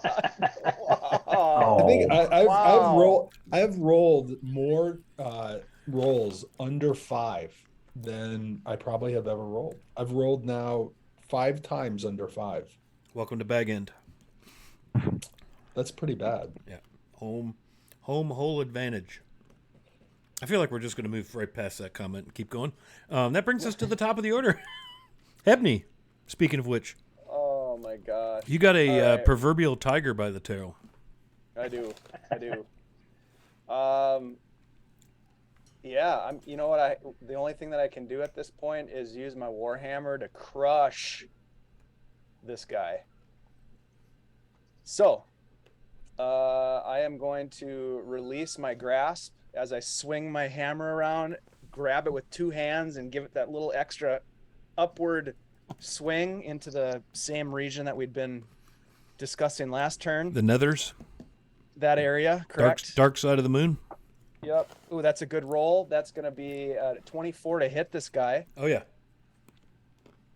just And a then- swinging. So he Ooh, gets that's okay. That's a 15 magical bludgeoning damage to the gonads. He drops to his knees, clutching his hands over his codpiece as he is in full plate, which you've somehow managed to get a little knobby gnome fist up in there. Oh yeah. Describe for me how you end this guy. Oh no. Yeah. As I release my grasp, swing my hammer around kind of baseball style.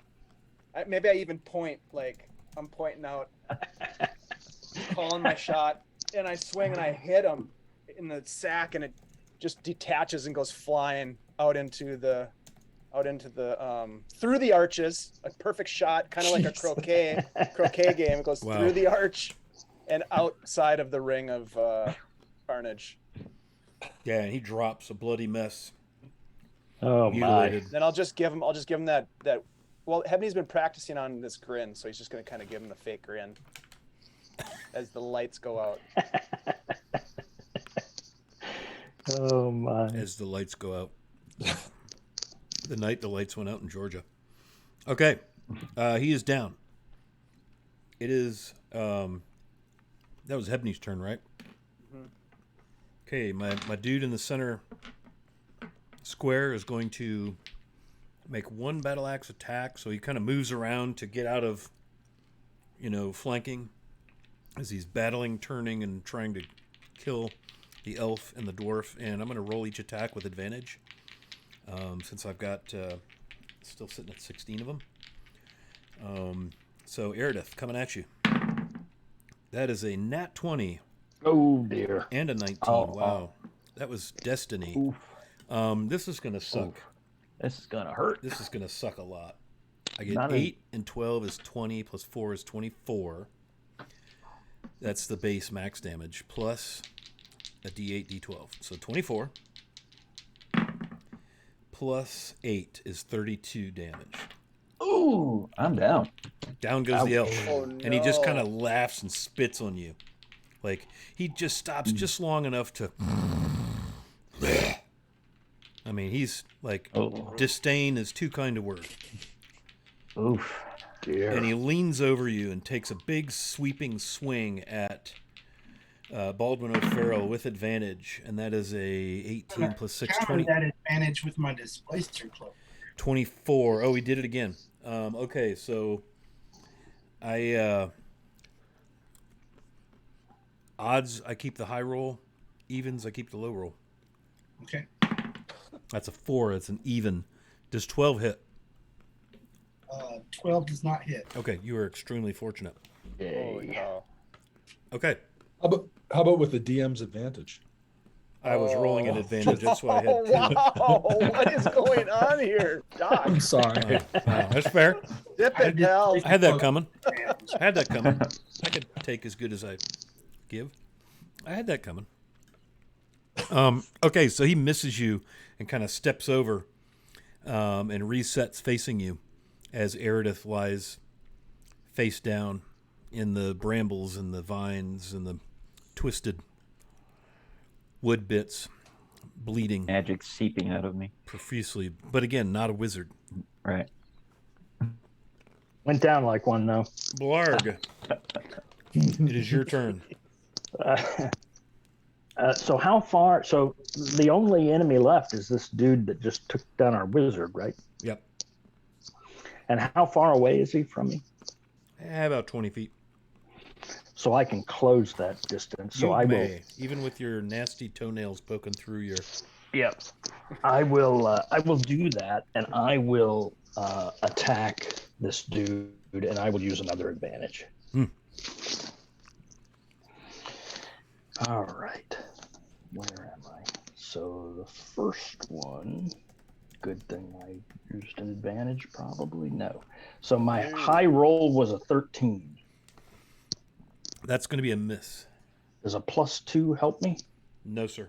Okay, then I won't do that. All right. So that's all I got. Okay. After Blarg is Baldwin O'Farrell. I'm going to use advantage, and it's my turn to attack with a battle axe. Yeah, boy.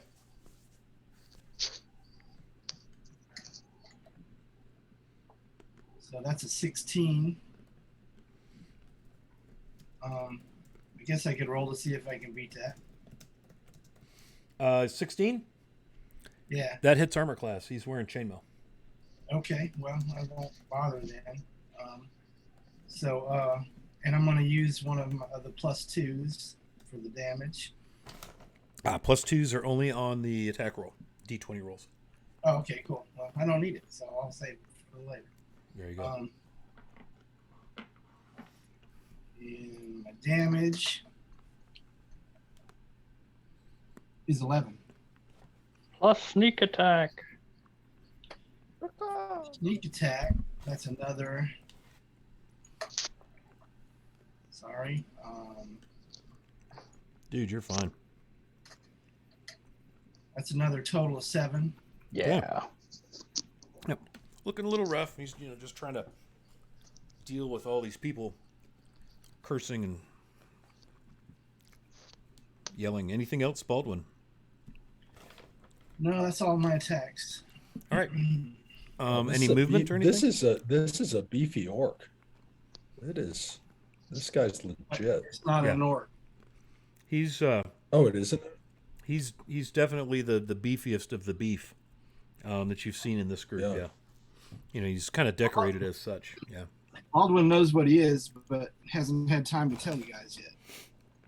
All right. That brings us to Eridith. Eridith, I would invite you to roll a d20. Use my You don't my get any action to bleed? bonuses. You don't get any modifiers, positive or negative. Just a straight up d20 roll for your first death save. Come on, buddy. Don't roll a 1.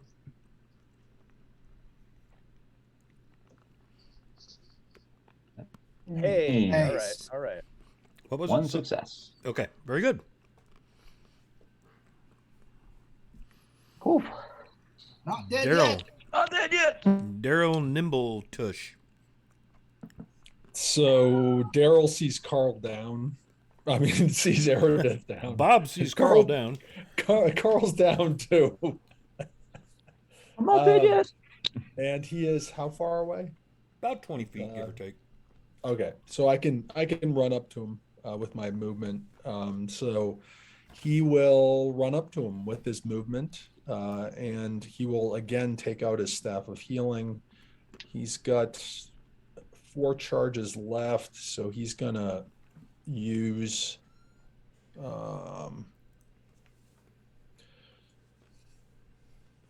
He's gonna use 2 of the 4.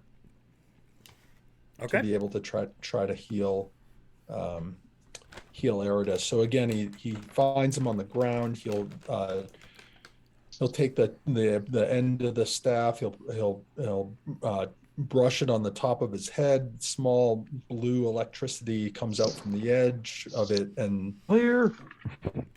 exactly.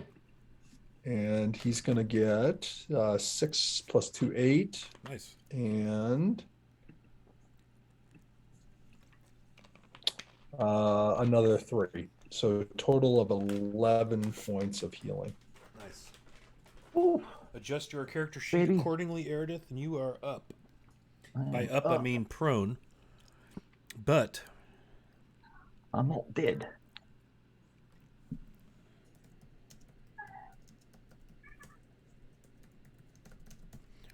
all right, anything else, Mr. Nimblebottom? Sir. Nope, I'm good. I'm just going around, just trying to get my little, bucket of suture and bandages, and that's what I'm doing. Doing what clerics So, do. Yeah, you got it, man. That's Well right. done. Well I'm done. scrubbed in. I'm scrubbed in. Scrubbed in. All right, All Hebney. scrubbed in. Hebney O. Cragbeam. There's You're up. one Studley orc, beefy Studley Yeah, orc yeah. left. The guy who appears to be sort of the commandant here, the in charge guy. You know their weakness. Used it. Mhm. Yeah, you may want to sanitize on your way over, though. Just Oh,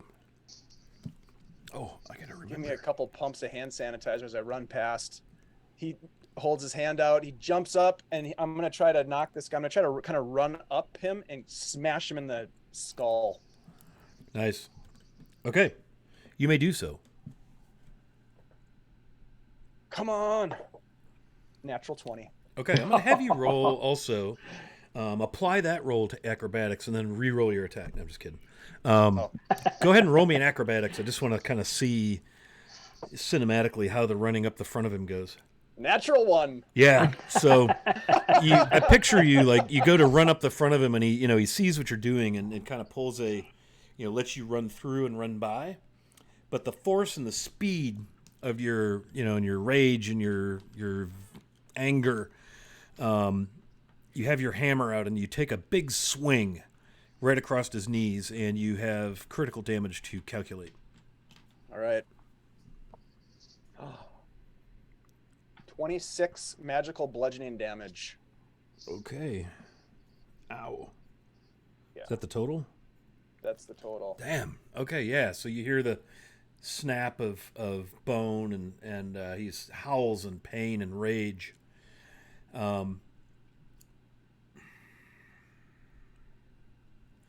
Roll me a D12. This will be how many feet past him you run because you completely whiffed on the acrobatics. And if you go past 10 feet, he's going to get a opportunity attack. I rolled a 5. Okay, you're fine. All right. Anything else? I think that's everything I can do on this turn. Okay. Yeah. He's going to take a raging swing at you following that because ouch.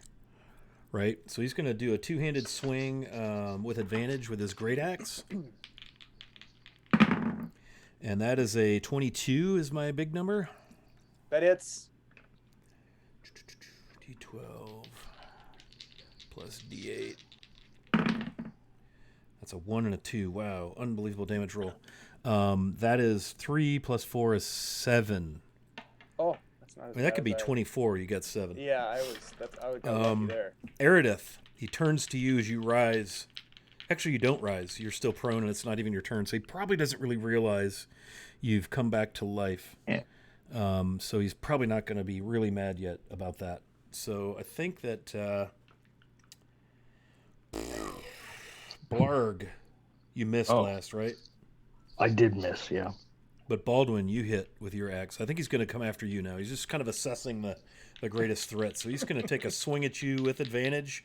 Now I'm going to remove a D20 because of your Cloak of Displacement, so I don't have to do that bastardized fix. And so straight up D20 attack roll. That is a 12 plus 6 is 18. Ouch. That is a hit.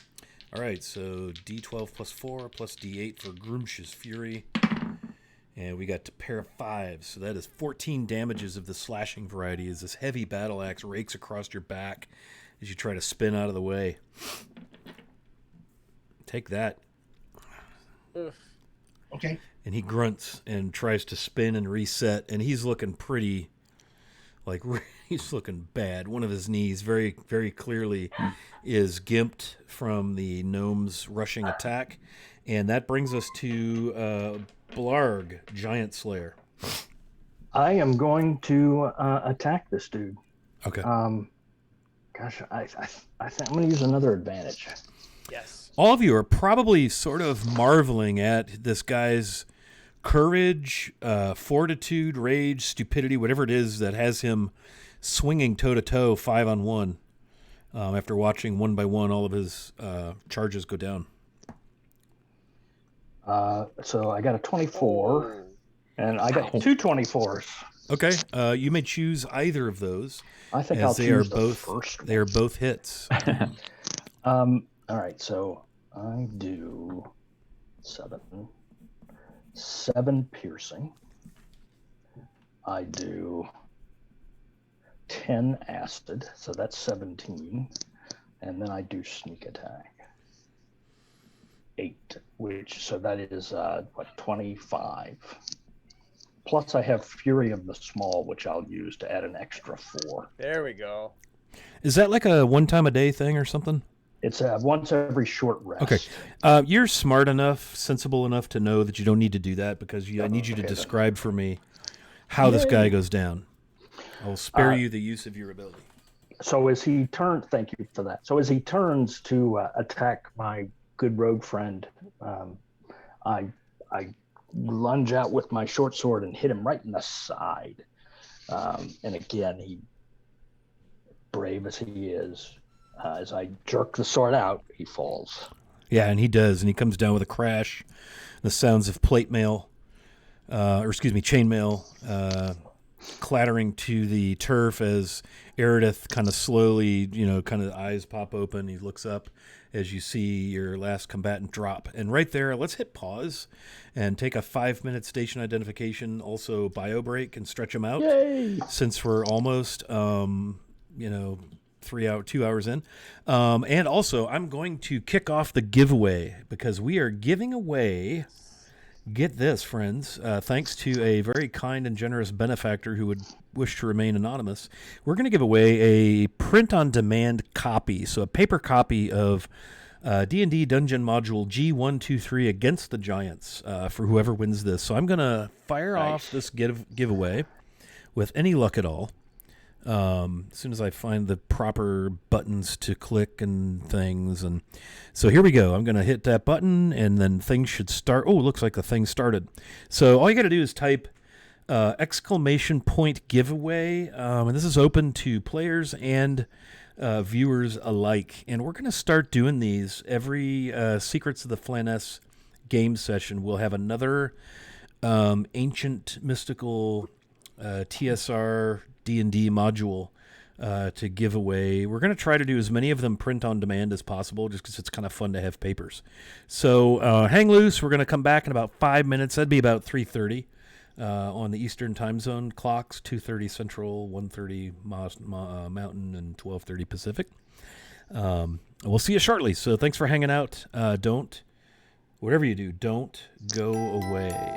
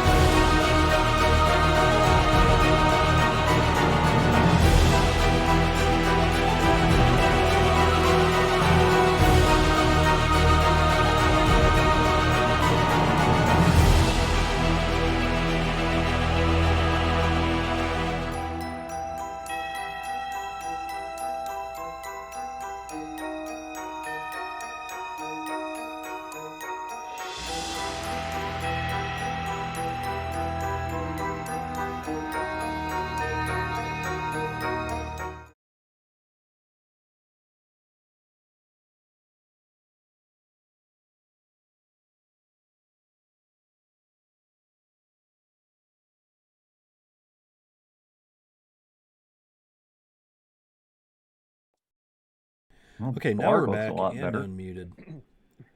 So let's see. But- I'm just going to rearrange cameras, but hope everybody enjoyed their break. While we're sorting, I want to let the viewers know, first of all, thanks for hanging out. And as such, as a thank you, I suppose, we'd like to offer you a chance at winning a copy of G1-2-3 Against the Giants, a D&D classic, if you will. Oops, I lost one of my players. Windows. Must be this one. Yep. There you are. Found you. Okay, got you back. I had you under the overlay. Or over the underlay, or something was amiss. Okay, so we're back. The combat, the battlefield falls silent, save for the eerie whistling of the cold, biting wind through the twisted limbs of the oaks, most of whom have most of their leaves still, as it is only Patchwall month number 10. As you well know, oaks are the last to drop their leaves. And they rattle and clatter as only a big, thick, twisted, dried oak leaf can do in the wintry winds, as you all look around you and kind of lick your wounds, as you've had a rough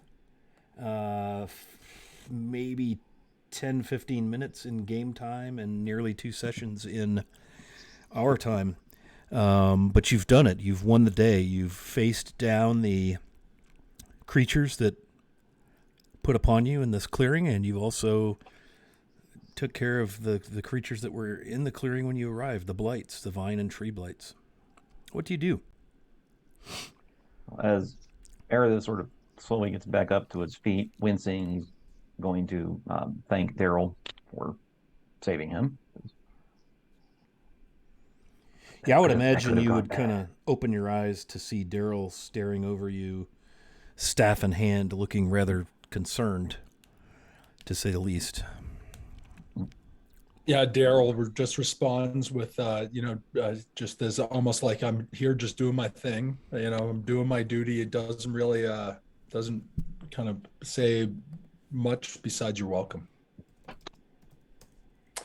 And he then also, again, says a little prayer. Daryl does to Velnius, just to thank him for giving the abilities to be able to heal his comrades here in the middle of combat.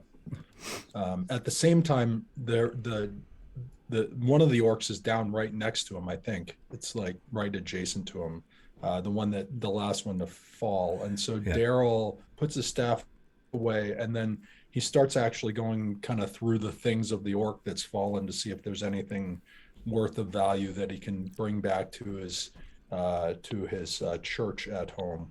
Sure. So you begin to sort through the body as he's kind of face down, rather large, imposing, brutish fellow. Smells terrible. He's warty and sort of hairy. He's got a big top knot. He's got this necklace on that looks kind of a cross between shamanistic. Any of you that are of any understanding of tribes, which I'm going to guess that includes the dwarves and our gnomish friend and our goblin. Probably our elf as well, given that you're a Shadarkai and you understand how these things work. But this necklace he's wearing has like a few twisted gold pieces tied into it, a couple of small gems, maybe a couple of emeralds, maybe 10 gold piece each. Nothing of any real, exceptional value. Teeth, small bones, you would assume probably from the corpses of his vanquished foes.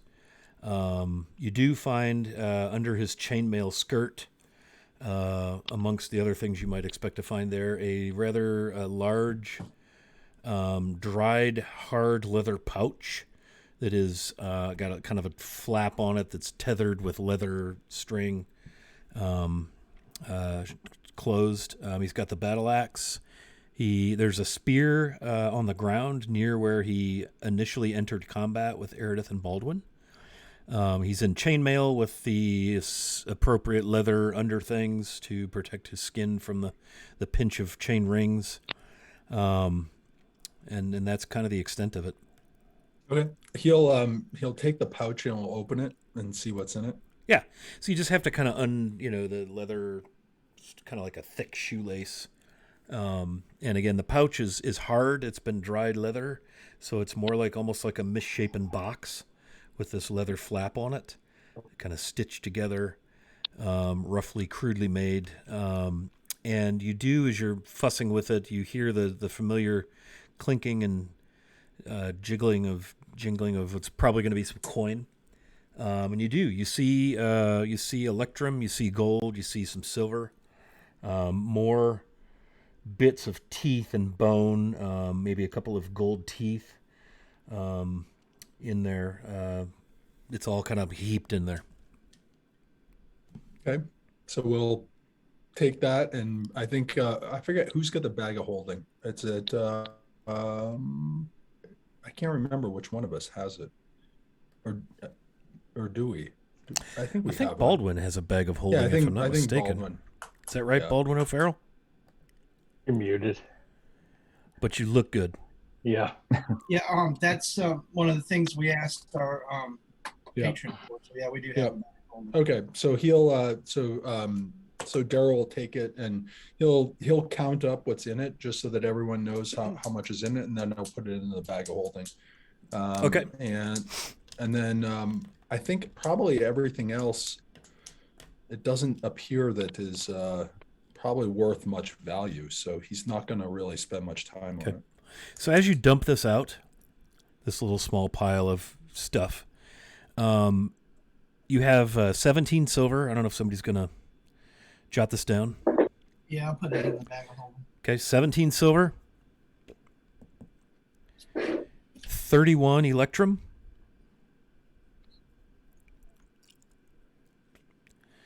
26 gold pieces, plus 3 gold teeth, probably a gold piece each. And 4 platinum were amongst the coin. These all look to be Ratic coin. I don't have the Living Greyhawk Gazetteer in front of me. I don't recall what Ratic calls their stuff, but these are all coins that are common to the Kingdom of Ratic, which is where you happen to find yourselves. But also catching your eye in and amongst the items, besides the teeth and fangs, and there's a couple like bear claws. Again, they look to be maybe spoils of war. A few things catch your eye. There's a couple of very dark red, rough cut gemstones. Sure, Rob, go ahead and look that up, buddy. And we got Greyhawk Mike. Yeah, good to have the experts in here. Ratic gold as a crown. You find a couple of garnets, Baldwin. You would probably recognize these. Orb, scepter, penny, common. Hey, Wilson, also on top of things. Nice to have good lore masters in the house. So a couple of garnets. They're uncut, so in their present condition, I don't know if any of you are a gemologist, are you? Or any have the gemnicians? I just made that up. But you'd say they got to be at least 25 gold each. I bet if you got them cut, they could be doubled in value. So right now, uncut 25 gold piece garnets, 2 of them. Also a piece of quartz, probably 20 gold pieces. But what really jumps out is this steel band. It's kind of a dark steel ring. Has these purple stones set in it around the band. They're like little plates that, in fact, I'm going to do a quick save as and drop it somewhere. And then it has one big, large purple stone. All the stones are kind of this oblong, rectangular, oval shape that are set around it. There's probably 8 of them, very small. They're amethyst, but a larger square amethyst is set. And then there's little smaller purple stones that probably aren't worth much. But you got to believe if you busted those amethysts out, you've probably got 250 gold in finely polished, cut amethyst. Let me see if I can get you a picture of this ring. And it's a dark steel, wide kind of a flat band.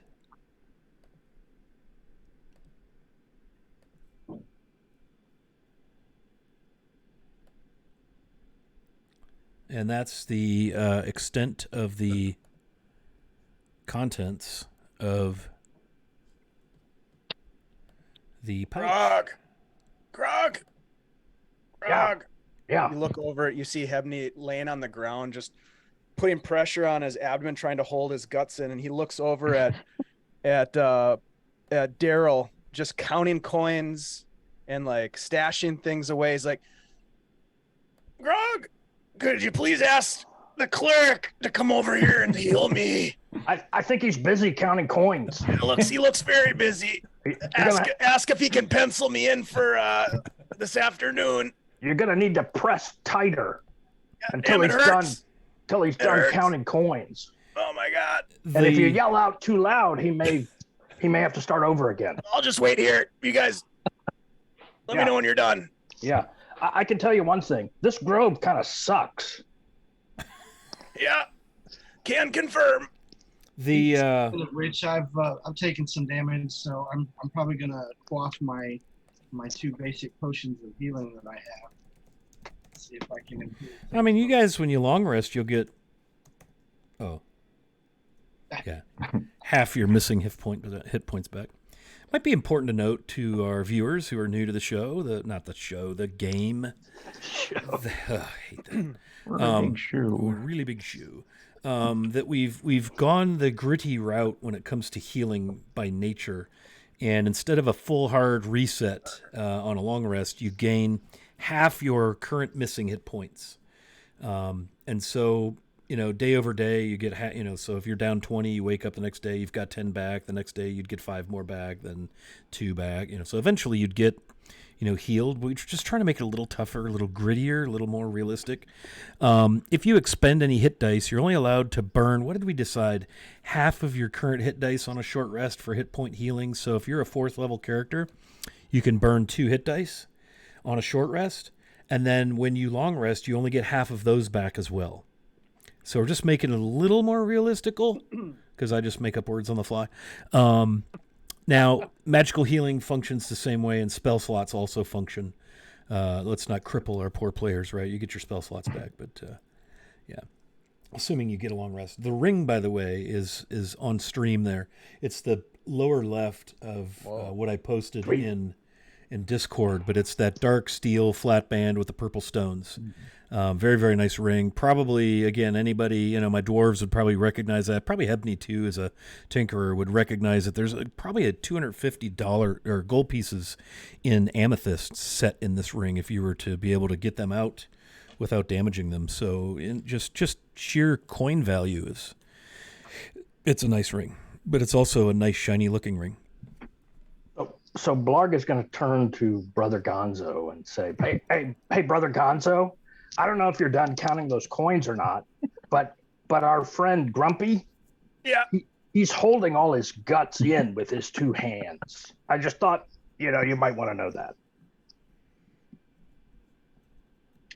Daryl looks up, noted, and goes over to him. Goes over to Hebney, who's on the ground, and but he, although Daryl looks twice at the ring as he's giving it to Baldwin, and makes a mental note that that ring probably has something more than just monetary value, and at this point he can't, because he no longer has 1st level spell slots, so that at this point his detect magic is no longer functional. But when he takes a long rest, he's going to ask for Baldwin to get that ring back to see whether or not there's something else that's going on. But at this point, after the mental note, he goes over to Hebney, kneels down beside him, and then he will take out some one of his prayer book, and he'll say a small prayer to Flanaess for this for all the battle that Hebney was able to accomplish, and heal him, and we'll use actually a second level spell because that's what I got left. And Hebney will take 12 points of healing. Thanks for fitting me in your schedule, Doc. Appreciate it.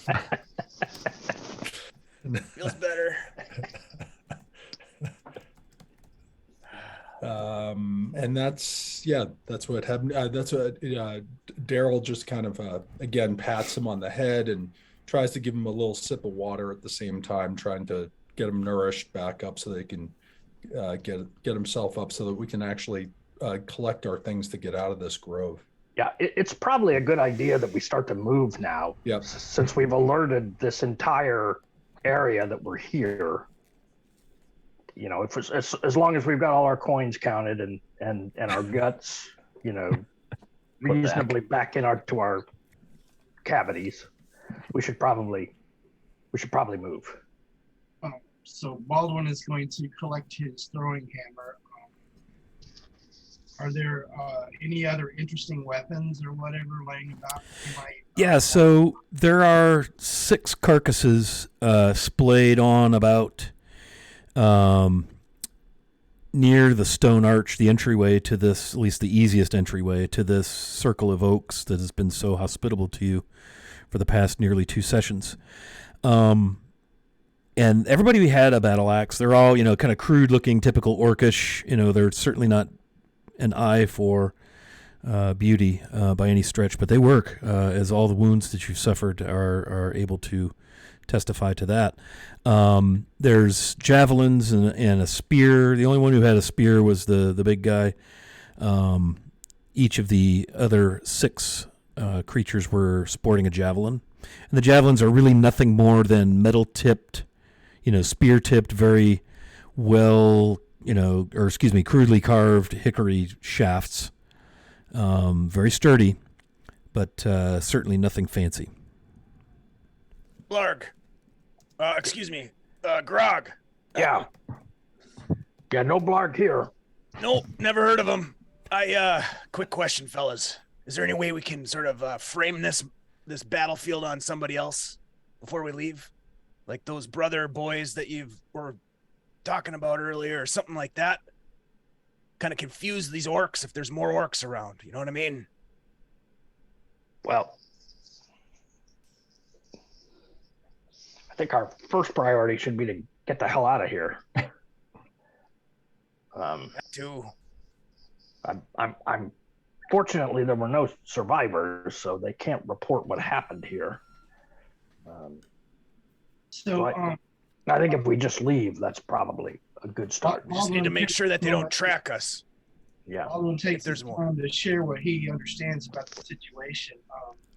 So this is a typical orc raiding party, but like a very experienced one. So the head guy, these other guys are actually Orogs, and they were leading orcs. And this is a pretty typical, you know, battle maneuver thing. So it's not likely that, you know, there's more in the immediate area. This was the group. And the tactics that they were using were specific. You know, they sent the orcs in first, and they sent in the second wave, and then came in, you know, the war chief towards the end. So Baldwin feels like this was probably the whole party. Not to say that they're not affiliated with a much larger group, but, you know, they were probably, this was a cell out on their own doing their thing. Do they have any insignia on them that would indicate tribal affiliation? You see on what you assume the leader, that he's got, like the Orogs, the 2 larger fellows that are down at the archway with the standard, the regular orcs. He's got the crimson stripes under his eyes. And then he's got these like feathers all festooned, tied in and around his chainmail, but there's no other really telling signs other than that crimson and the feathers.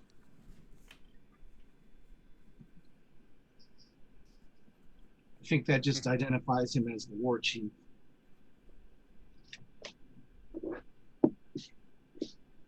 Well, let's get the hell out of here then, and let's see if we can cover our tracks so that if there are others, at least they don't come up behind us. Yeah, I think that's a good idea. All right, let's go. Agreed. Daryl Okay. collects his things and he follows the lead of Hebney. Okay. You guys do have horses. At least you hope they're still somewhere. You did at one point. I thought we left them back at the. Did you leave them back in Blazingdale and come up on foot? We left them at the that little outpost. Oh, the lumber. Yeah. Okay. The lumber place. That's right. I got you. Lumber Okay. yard. Hey, Soros Tail. Good to see you, man. And Zerathon and on. Josh, good to see you. Nice to have everybody hanging out with us. Make sure you get in on the giveaway. Just type !giveaway.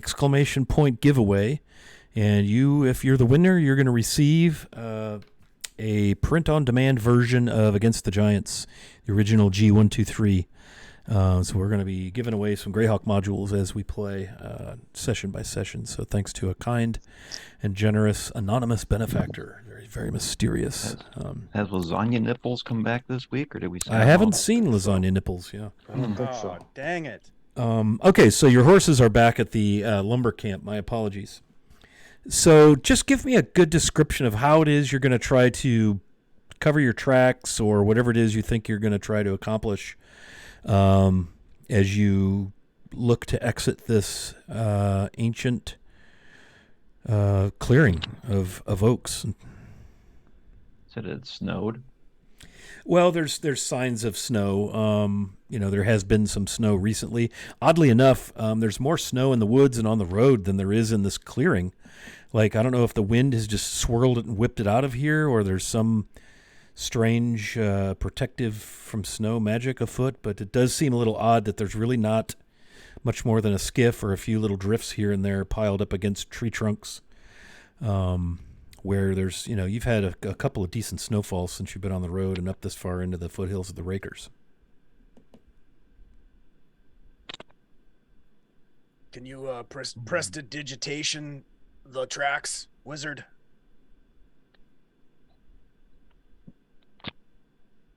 Yeah, you. I'm looking at you, man. I'm not a wizard, but I will do what I can. The other thing we might want to do is make sure we're headed towards the stone tooth. I may be able to climb one of these trees and maybe I can get a visual on it. That's a great idea. And just to throw it out there, I'm gonna need to rest. Well, not here. So let's get our bearings and then let's move and find a place after we've moved for a while. You're a day and a half into your trip from Blazingdale. If you recall, you spent the first night at the lumber camp, and then you struck out this morning from the lumber camp. It is now mid-afternoon, 28th day of Patchwall. Cold, gray, blustery, very thick, low-ceiling clouds, typical for this time of year. By guesstimation, you got to be at least halfway to where your map is indicating that the stone tooth should be. For those of you in the viewing audience, if you look on our map we've got displayed, the blue dot along that trade road west of Aurickhold is Blazingdale, and the party is due north about a day and a half into the foothills of the Rakers, into the lower mountains. It's very densely forested, cedars, hemlocks, hickories, pines, firs, very dense, tough to make your way through. They've been trying to, follow game trails roughly northward. They've been given a map by their patron, and they're looking for this place called the Stone Tooth that ought to mark the entrance to Kundrukar. So you figure probably sometime tomorrow would be when you hope to be there. So Blarg, you're going to climb a tree. Yeah, I think we should get out of the clearing first. So, and then I'm going to look for a big, sturdy looking tree, and then I'm going to walk up the tree. Very nice. And by walk up the tree, what does that look like exactly? Can you maybe clue us in a little bit on that? So Blarg is just gonna, like, he's not gonna climb the tree. He's just gonna walk towards the tree and then get a grip on it, and then just start using his feet to climb the tree, just like he would walk down the path. He's gonna walk up the tree. Okay. Would you like to share with anyone how that's happening exactly? I think the party knows, don't they? Well, they, I think, do they know? Yeah, last session we found out for the first time. Because they detected magic. Yeah, and your finely crafted fine footwear that's got gnarly toenail goblin toes poking out of it. Yeah, I think in all fairness, Blarg doesn't know how he can do it. He just does it. So he has slippers of spider climb that he wears on his feet. They're slippers, and he's been wearing them. I don't know if I've ever told the story of how I got them. Anyway, he has slippers of spider climb. Yeah, and he's been wearing them for a long time, and his like toes poke through the fabric and that sort of thing. So he's going to walk up the tree. Okay. So you walk up. I'm assuming you try to choose a tall-looking, sturdy, tall-looking tree. Yeah. One that doesn't look alive. One that doesn't look alive, like it has a mouth and stuff like that. Yeah, and you climb up there just as if you were walking. In fact, equal to your walking speed. When you get up to the top, and the cold air hits your face as you kind of poke your little goblin-y face up out of the canopy, and have a look around, and it's trees as far as the eye can see. But boy, don't you know, you look to the north, and you do see in the distance a granite stone outcropping rising visibly high above the trees. You feel like if anything in this area were to be referred to as the Stone Tooth, it would probably be this topographical feature. And by your estimation, it's still a ways off, but it's a large geographic, feature, and so it's visible off in the distance. Okay, so now that he's got his bearings and he knows which direction we're supposed to go in, he's going to walk back down the tree and convey that information to the party that we need to go this way because I can see it when I get to the top of the tree line, to the top of the tree. So we need to keep going this way. So I think we should walk this way for a little bit, put some distance between us and this grove, and then find a place to rest. And Wiley, are we at what's the time of day right now? It's mid-afternoon. Okay, so is the sun up or is there?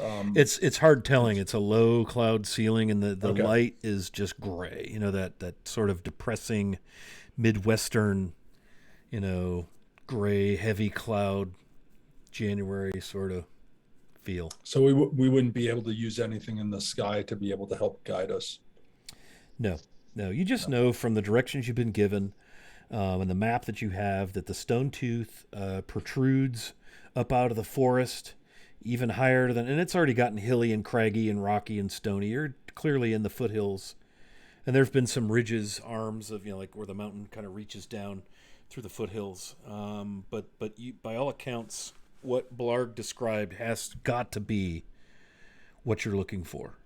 Based on the map you've been given, you know that once you get, close to that, you need to start looking for some kind of a trail, a trailhead that leads up there, and that's kind of what you know. Okay, I'd say so. Daryl talks to Blarg and Hebney and says that he thinks that we should probably try to make as much ground as we can until nightfall, and then we definitely need to rest. Yeah, I think that's fine. We need to avoid any other of these raiding parties, given that some of us are quite wounded. So I assume you've kind of made your way back out to the trail you were following, and I use the term loosely. It's probably mostly a game trail. Yeah.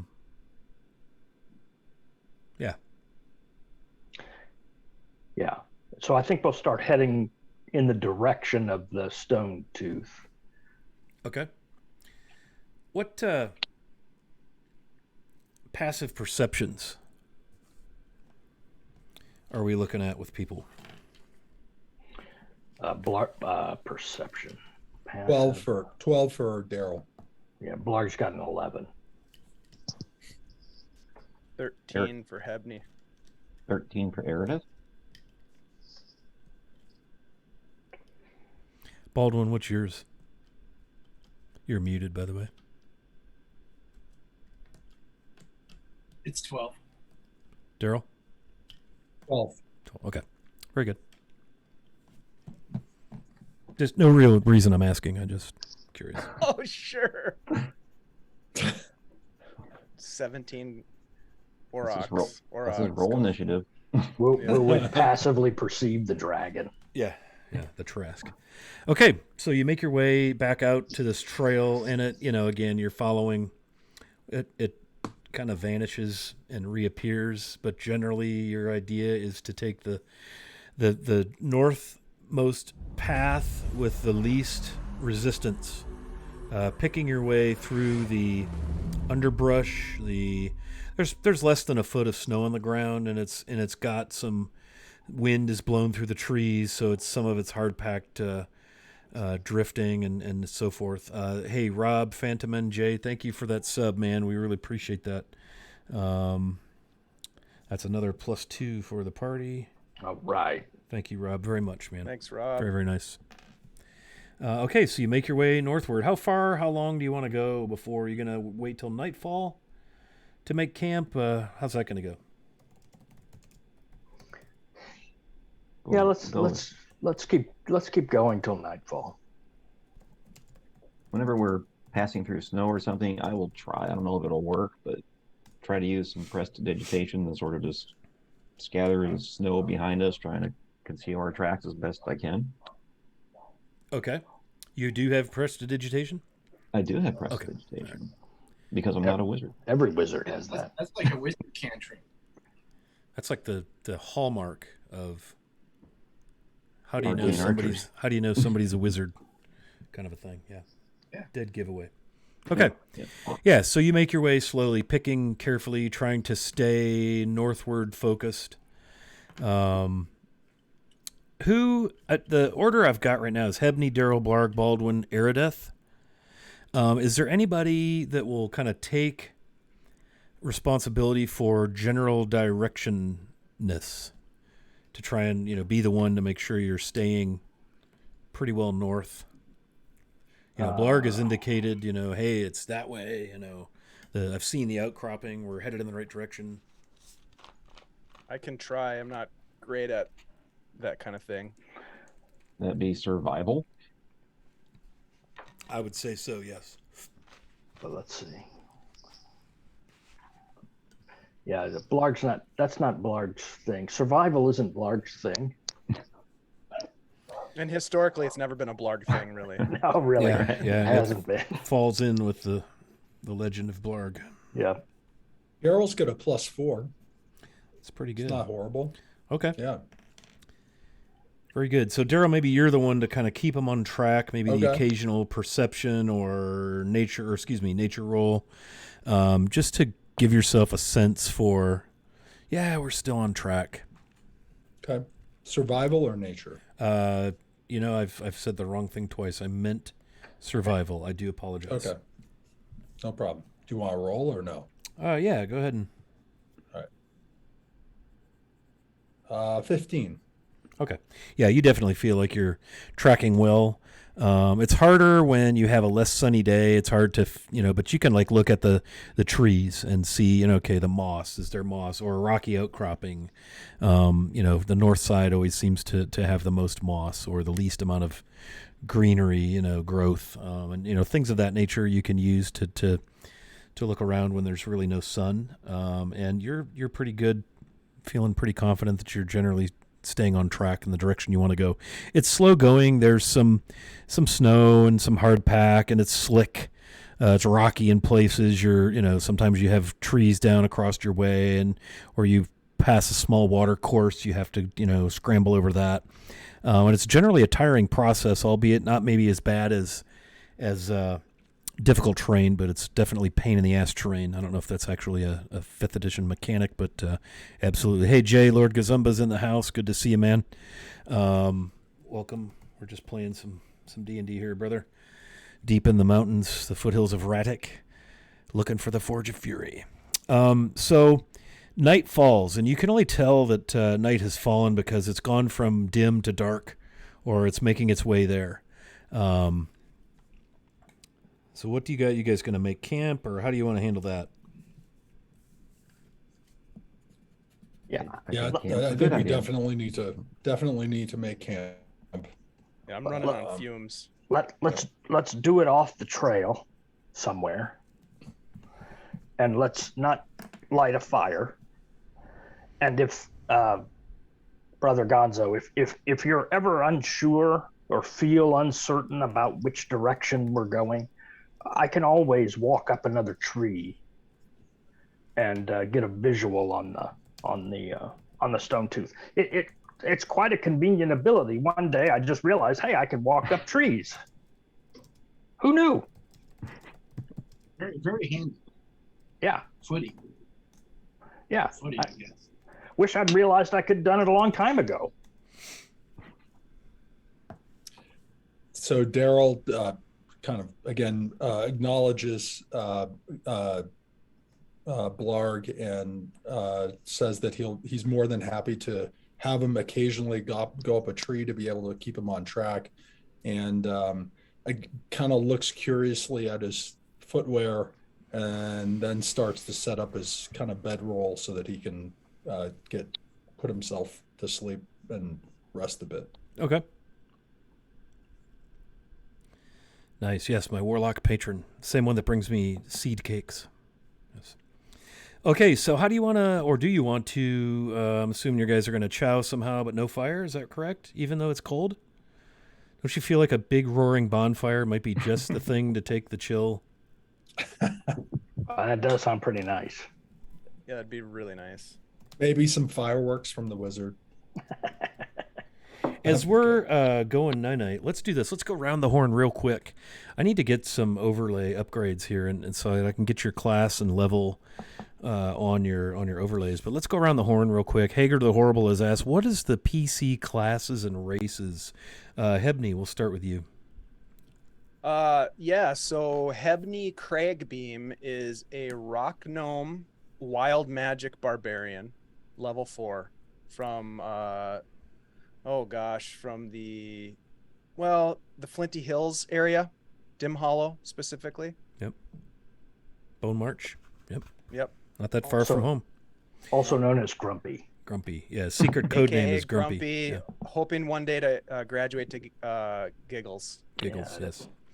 Daryl, Nimblebottom.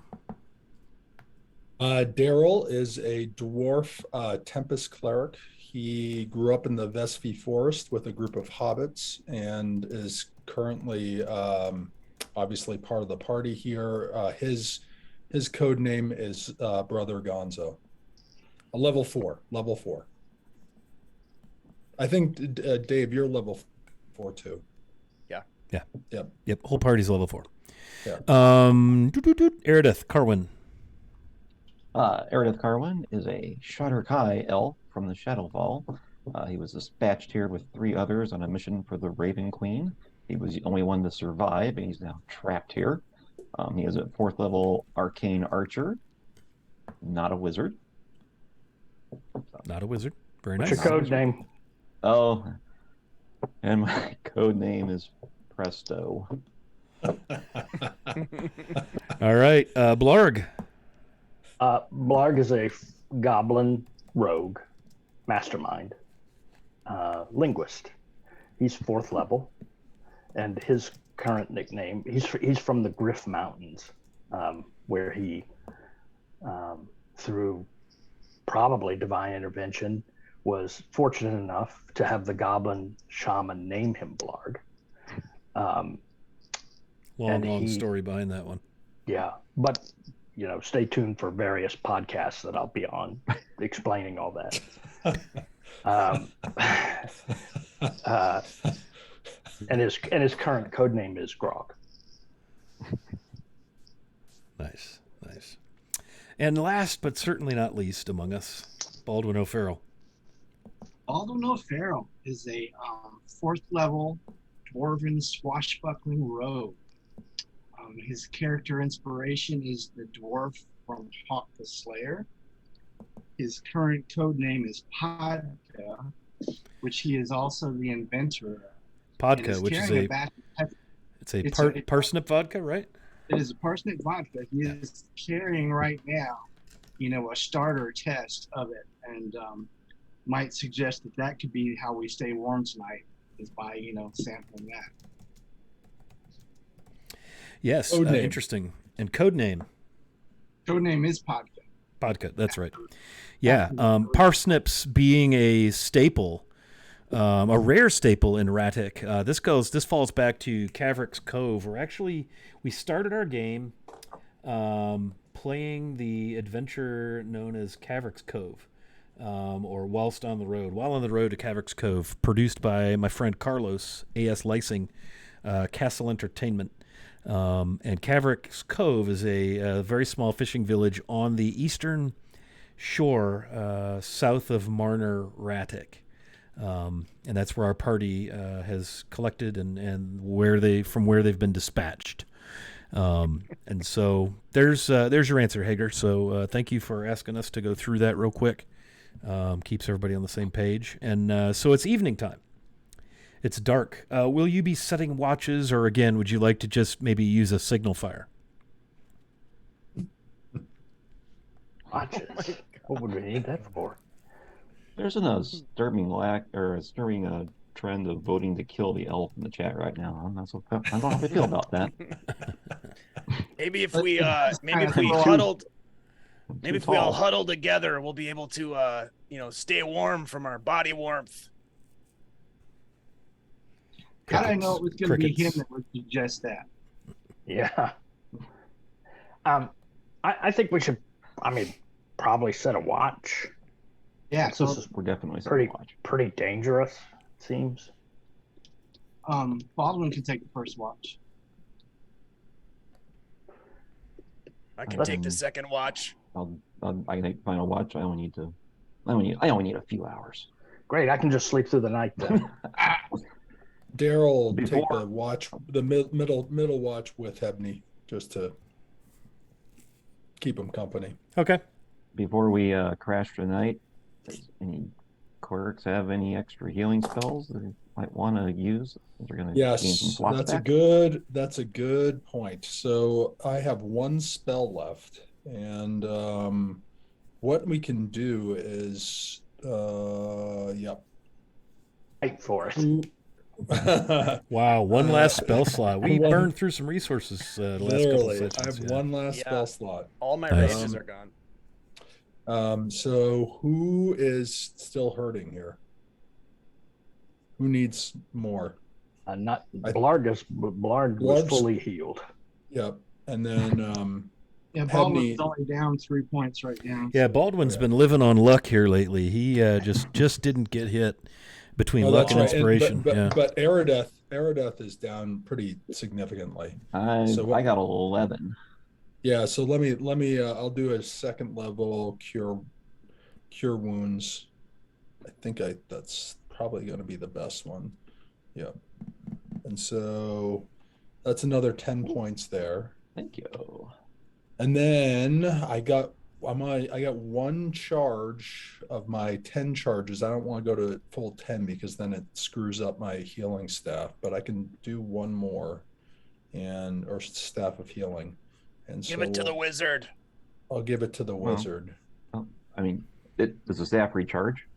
It does. Oh, it does, but only if I don't go to max usage. And so how's Hebney doing? Does he need a little more? Yeah, I look like shit. I know it. You know it. Yeah, I'm hurting, man. Okay, so we'll give it to Hebney here. But I'm not a magic user. If you can throw fireballs, then we need them at full. Daryl knows that, and he kind of, at this kind of arcane magic, he just kind of like doesn't think much of it. So he'll give it to Ebony. All right. And oh no. That didn't help that much, but that's okay. I'll take it. 3 points. 3 points. I'll take what I can get, man. Okay, 3 points. I'm going to pass the vodka around because that's really what you all need. Yeah. Because it's dark, you accidentally kind of poked him in the eye with the staff. You actually healed That's the right. core, but then you That's did right. point of damage That's with right. it. So. Can I fumble on a healing staff heal? That's basically what happened. Nah, you're okay. Just breaks. Okay, You're good. that's right. All right, so you got that's it. Hebney some healing. Yep. Okay. Some that's stretching it, but yeah. A heal. Yeah. A heal. Okay. Yeah. So it is evening. Watches are set. And in the interest of expediency and so forth, it's a quiet night in the woods. The wind has died down. The only thing that, you hear the twittering and cackling of crows above you in the boughs of the pines, or jays. The scuttle of a squirrel, perhaps a raccoon. But it's a quiet night, for which you're all most thankful after the preceding day. It has been a day. And so dawn, and there is dawn today. It's very, very happy. In fact, that from the eastern sky, I don't recall who's on last watch, the early morning, you get this pink orange, transition of light over the eastern horizon, which, filters down through the trees. A bit of snow fell overnight, so there's a fresh inch or two of powder. No wind, so nothing's drifting. And it is the morning. I do want to make just a quick mention. I put a link in the chat. The map you're seeing there on the overlay is the handiwork of Anna B. Meyer, the mistress of maps. I like to think of her for Greyhawk. And that is her map work, and her web address is linked in our community. An absolute incredible resource and a treasure of a person to have with us. So just always like to point that out as we're using her stuff. But it is 29 patch wall, and it is cold, clear, no cloud cover, early morning.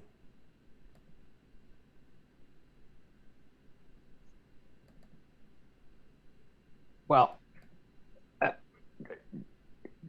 Brother Gonzo, do you want me to walk up this tree, or are we good with our direction?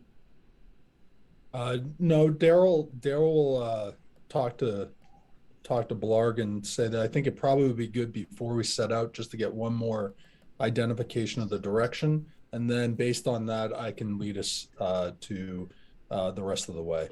So. Yeah. If you could use your slippers. What? I mean, if you could just help us out and walk up a tree.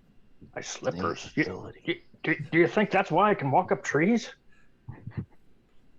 Daryl just goes back to packing his gear.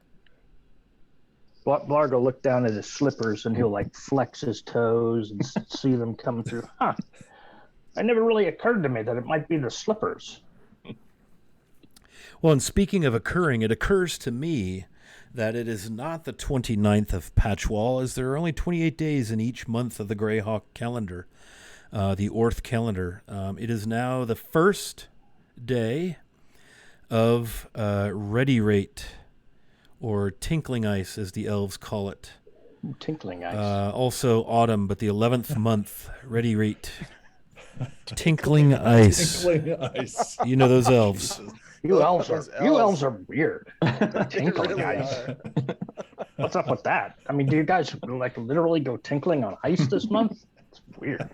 Oh, pass the vodka. It is Star Day. First day of the week. So one. Tinkling ice. Ready Reat. And it's Ready _REAT is the name of the month. I just thought of Wiley, you're going to have to say tinkling ice every single time that you say that. Or Tinkling There you go. Ice, which is all I just one thought of a new word. code name. The next time we need code names. The Ice Tinkler. The Ice Tinkler. That's awesome. I couldn't help it. Let me change the code name for the next time. That's awesome.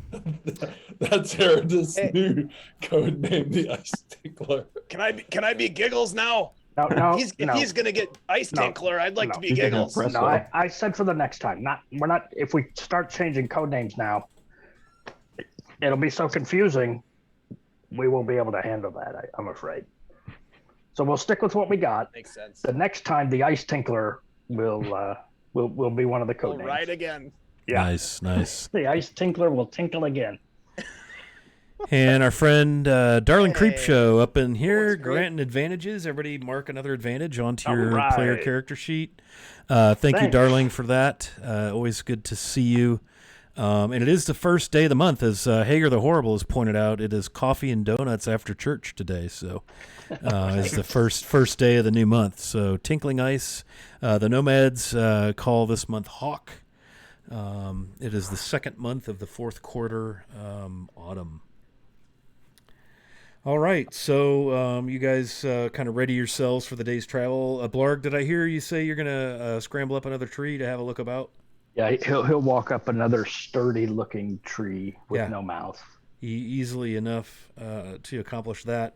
And yeah, you've covered some ground, and you're definitely feeling like if you continue the way you're going, finding your way northward, that you will, in fact, get to this ever-looming large, huge, much closer, much larger rocky outcropping of granite. The sun, the orange of the sun low in the sky reflecting on the eastern and southern face, illuminating it. Very easy to see. All right, so he'll walk back down the tree and he'll point that direction out to Brother Gonzo, and then Blarg will say, "Look, I think we're going to probably make it there today, sometime today." I guess the question becomes, what are we going to do now? I mean, the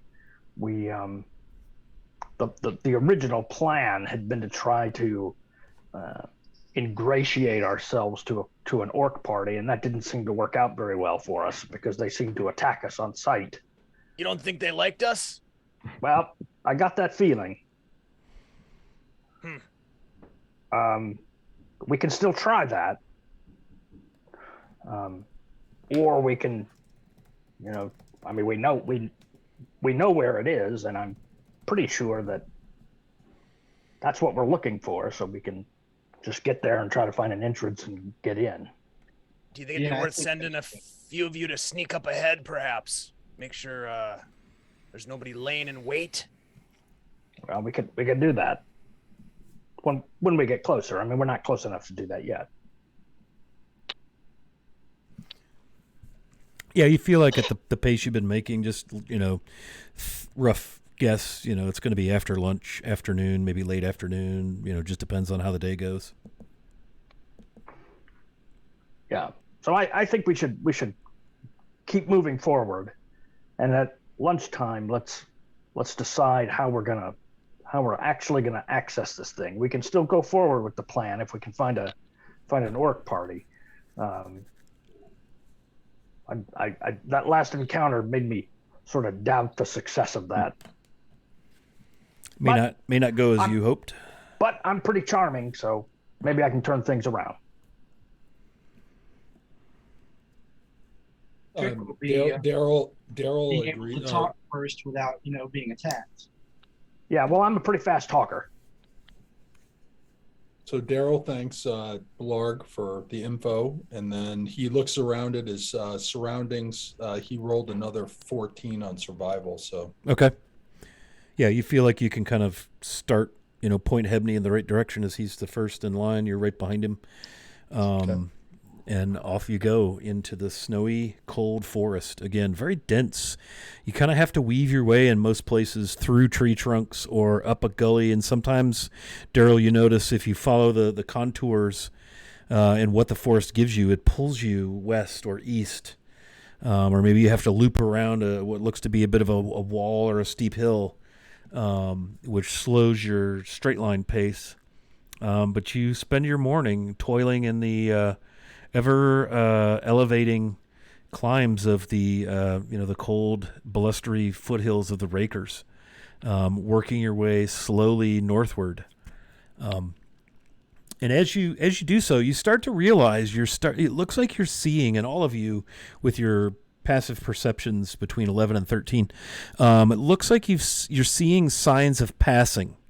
Here and there, a booted foot, large, maybe an iron-shod shoe, of a footprint, not a barefoot by any stretch. Here and there, looks like there've been footfalls.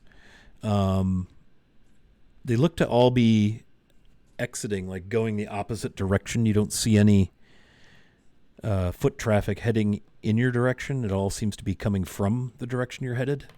And it's not a well-worn, packed down path. It's just the occasional, like, hey, I think that's a footprint. But it does appear that there's been someone moving about as you work your way closer to what you hope to be the entrance to Kundrukar.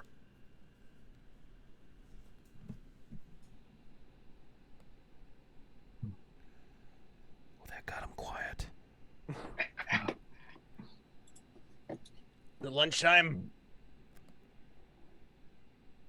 Yeah, how far have we gone when we notice these?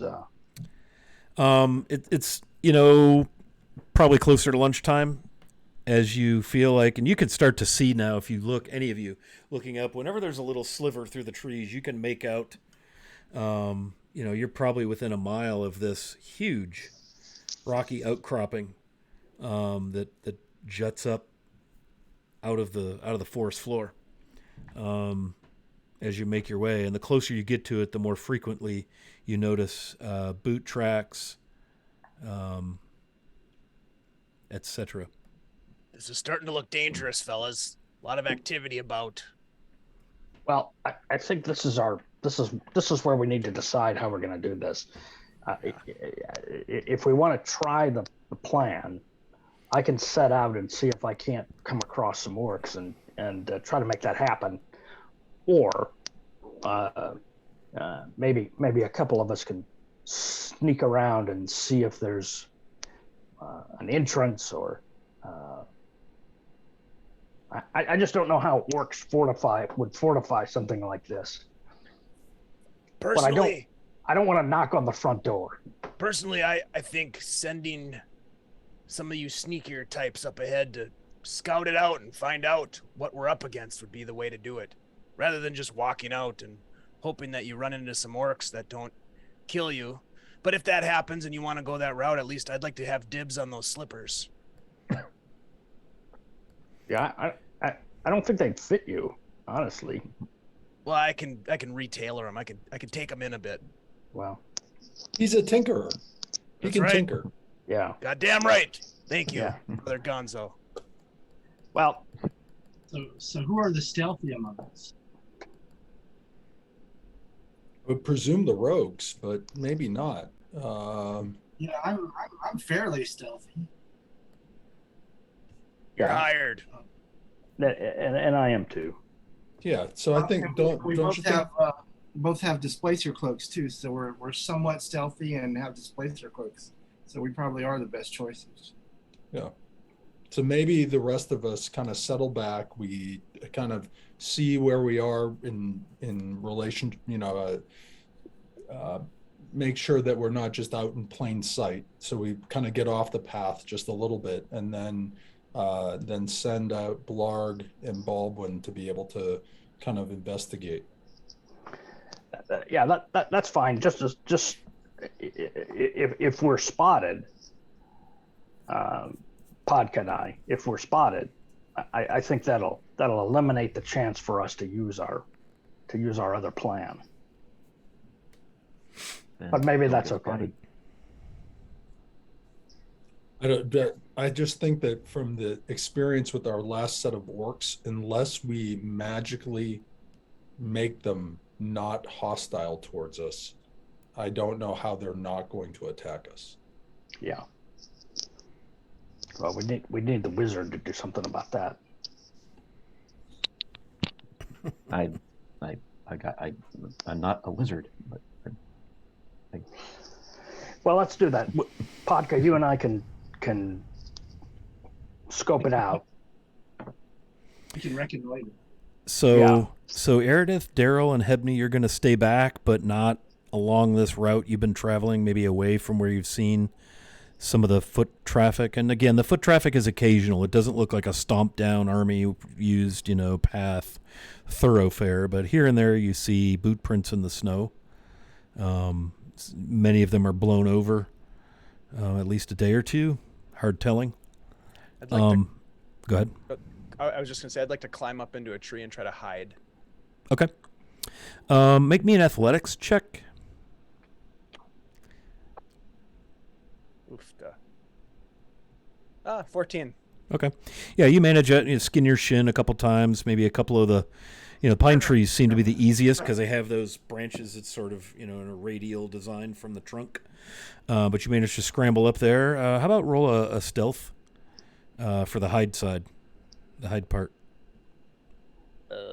13. Okay. Yeah, so as you're doing your thing and you guys are watching curiously as this gnome barbarian clumsily, awkwardly makes his way up a tree that's not right on the path. He sort of vanishes up into the canopy after, 10, 12 feet. Again, the forest is fairly dense, and he's seemingly gone. Now he's there, but... Blarg will turn to Brother Gonzo and say, "Remember, if you hear us shout out tater tots, you need to come. You need to come running." Daryl gives Blarg the high sign and wishes him good luck, and again then goes to his prayer book and says a small prayer of good fortune to Flanaess as he wishes him on his way, hoping to see him back very soon. Okay, Blarg will look at them one more time, kind of shake his head, and start off with Podka. maybe the rest of us. So What are Eredith Hebney went up and- one tree. Yeah. Maybe they're on actually trying to separate tree, kind of split up just to. Nothing easier to like conceal splitting the ourselves. party. Well, not like. It'll be I mean, fine. just don't all hide in the same It'll tree. all be fine. It'll be fine. Actually, I Always think split the party. Daryl is he's in like heavy chain, so at some level, him kind of nimbly going up a tree, I can't really like imagine him doing that with his Plus- shield and his warhammer. Just doff your armor. Just doff the armor. And Coming back to it's fine. dwarves don't climb trees. Yeah, I mean, I think Daryl is going to note which tree that Hebney goes up, and if Eredith wants to slink up a tree, but he's going to plop himself down at the bottom and kind of kind of meditate slightly about his kind of prayers that he's preparing for the next day as well, and he'll just keep an eye out. Okay. And Eredith, what will you be doing? I was gonna find like a nice dense pine tree, maybe just try to hunker down under the low, kind of under it in the most Okay. shadowy parts. There are numerous large, old. I mean, this is absolutely ancient forest lands that's been untouched by civilization. So it's not hard to find a pine or a spruce whose boughs go almost to the ground. You could easily crawl under. It's going to be uncomfortable and itchy and pokey, such that it is. But you could certainly conceal yourself. Daryl, how is it you're going to try to? Are you going to try to be concealed, or just kind of hide behind a tree trunk? Yeah, he'll be underneath the tree or near the tree that Hebney went up. So he's just wanting to stay close to Hebney so that at some level that he can alert him to come down if Roger there's if there's intruders. But he's a dwarf and chainmail. He's not going to be able to do too much here to hide himself. Okay. Besides being the group being off the road, obviously. Right. Okay, so that leaves us to Baldwin and Blarg. You're going to sneak your way up. So could I get like a detailed description? What is it you're doing? Are there any mechanics on your character that you wish to use to aid your progress here as you scout ahead. Linguistics will come in handy now. Yes. Yeah. So I guess we're gonna slip up there using stealth, and Yep. try to see if we can discover what sort of entrances there might be. Also keeping an eye out for any patrols or just activity whatsoever.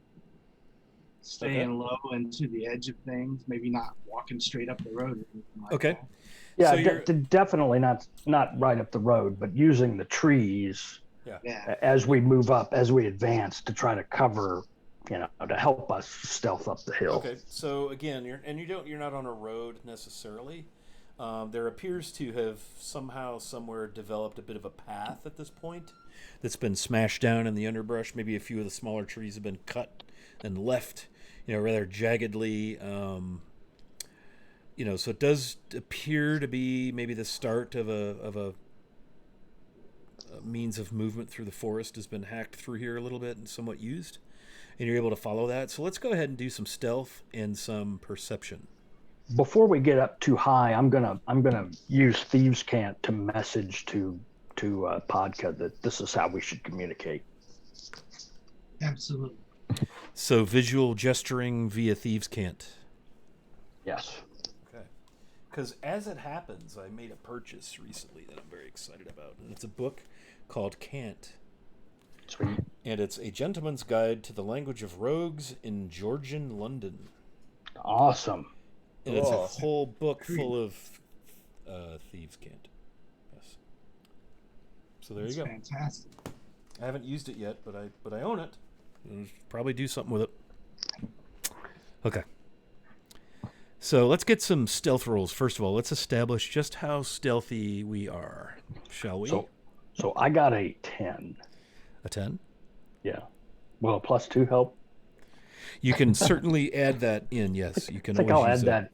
I'll add that in. So Okay. it's a 12. I would like to also add a +2 just so I can have a 10. So what's your total, Baldwin? You can have a 10. It's 8 right now, but if I had +2, it could be 10. Excellent. That's a So great plan. I love you're this making plan. your way. Are you guys staying like very close to one another, single file? How are you approaching following this rough sort of walkish way, traily, but not really a thoroughfare? So I I have think- enough space to whip out some weapons, so I don't want to be like right up under each. I think we should be spread out a little bit so that we still have a visual, but we're using different sets of trees to advance up the thing. Not that I, want to be discovered by your 10. Okay, so kind of separate, using Thieves' Cant to gesture. Right. Okay. Now let's roll perception, because you did say you were going to be keeping an eye out for Yeah. orcs or anybody in the woods. Yeah. And Yeah. I rolled a 7 for that Nice. I rolled 21. Nice. there. Okay, so you make your way up, and Eredith and Daryl and Hebney, you see Blarg and Baldwin vanish into the snow, and you got your head cocked, and you're thinking, I thought they were supposed to be stealthy, and yet here they're each leaving a trail of footprints, and every now and then you hear, something in Goblin like, fuck, as he catches his foot on a snag, that kind of, and they're like 100 yards off, and you still know precisely their location. Well, generally their location. Thanks for that sub, Doc Shoulder. We'll drop another +2 on the pile. And they, eventually they kind of vanish into the woods. And again, it's a pretty bright, sunny day, so that's not helping your stealth any. But you kind of follow as this path winds on, and then you come upon a large oak tree that has a big notch hacked out of it. Big rough axe hack. Is axe hack a thing? Is now.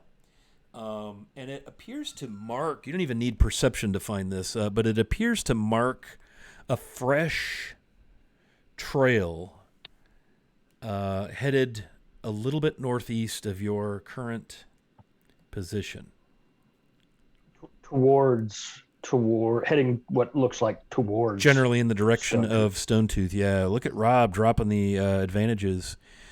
Wow. Is that like 1 per player? Nice. Thank you, Rob. Thanks, Rob. Thank you. Thank you. We're gonna Thank you be for we're gonna be John. wrapping up pretty soon, and Dave gets the extra one. So Dave, you got 2 of them. Pretty soon, we're gonna be giving away that module. So please mark your make sure if you want to get in, you type !giveaway, and we're gonna give away Against the Giants. Yeah, so you find what looks to be a not so cleverly hidden trail marker.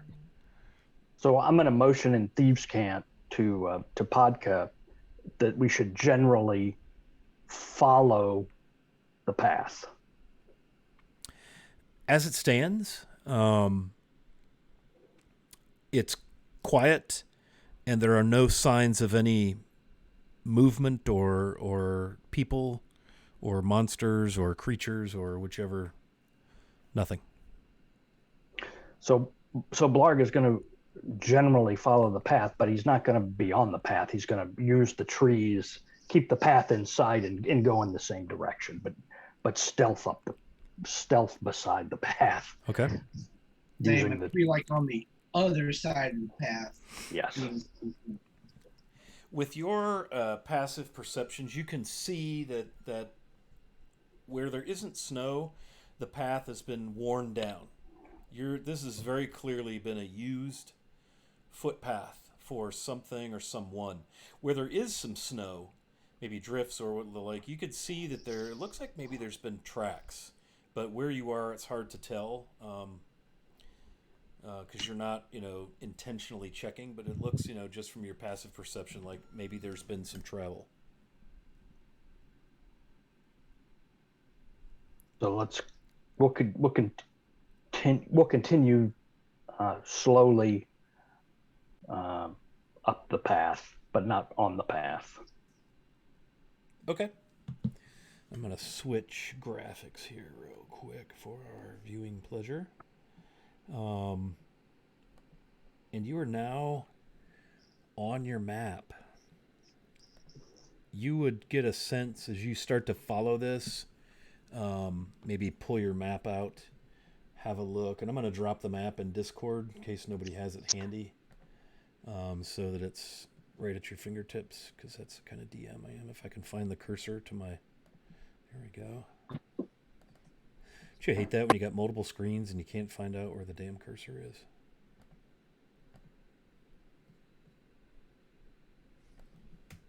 Okay, so the map to Stone Tooth. If you look on the map, there is a trail that starts in the kind of southwest corner of the map. Yep. Looks like it kind of curves. And as you're following it, Blarg and Baldwin, you realize that it is following what's showing on the map. So you've managed to wander your way onto the map.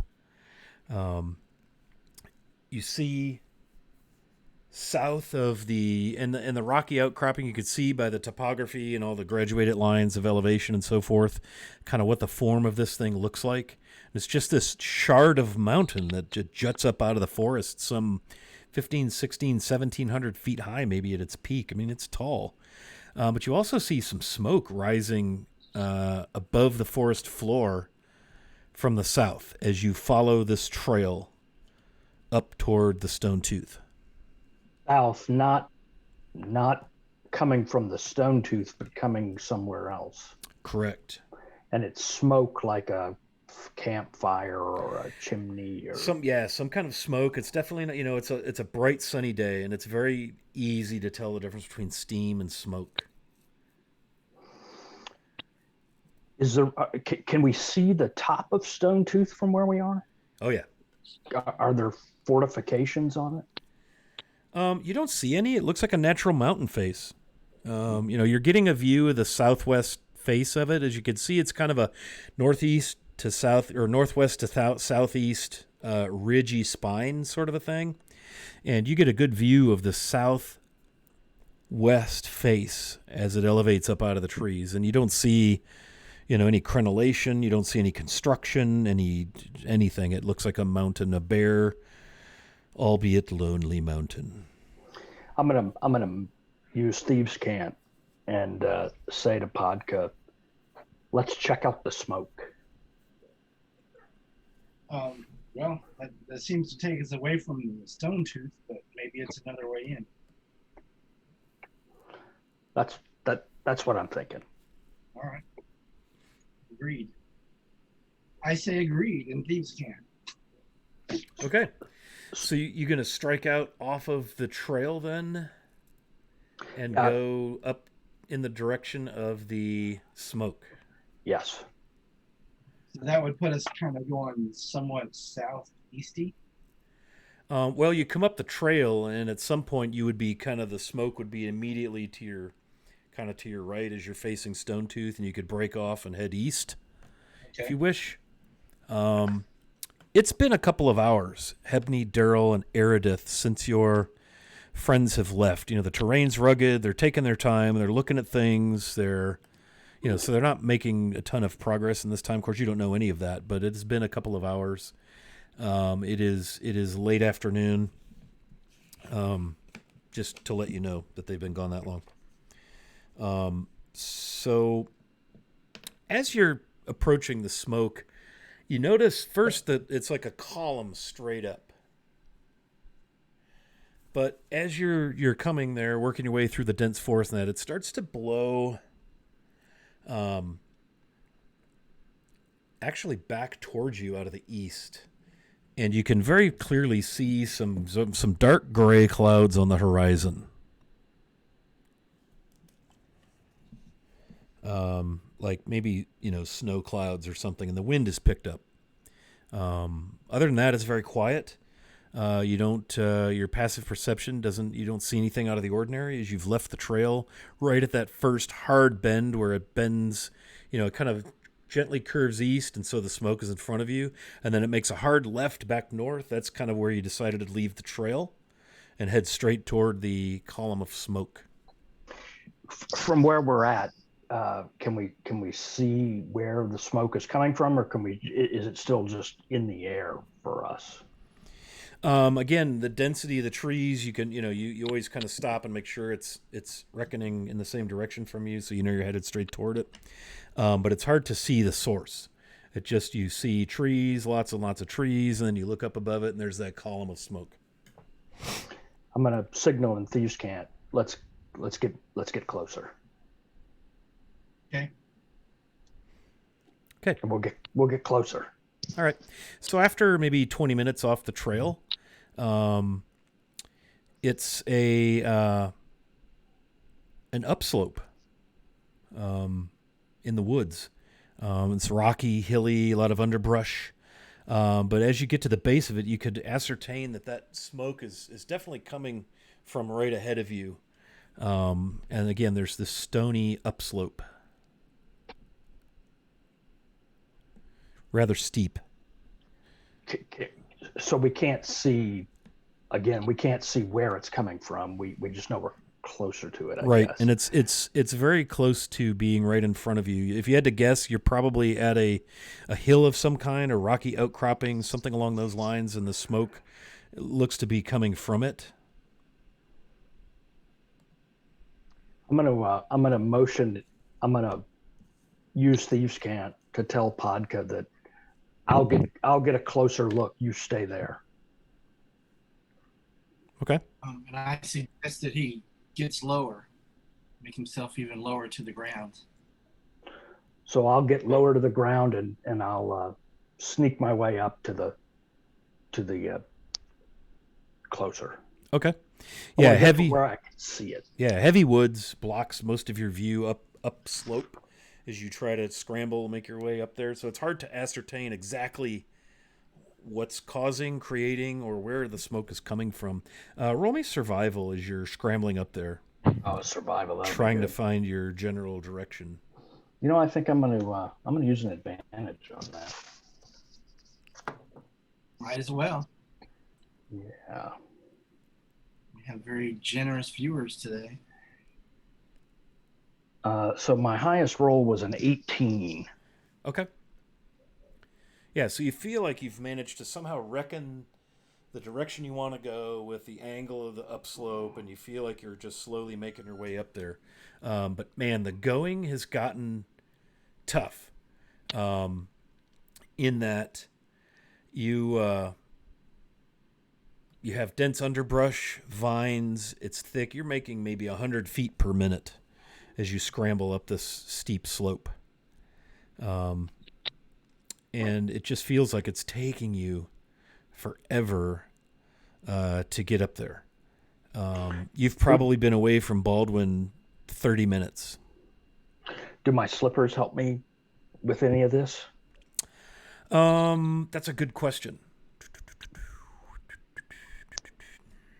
It's more for climbing. It doesn't help you with difficult terrain.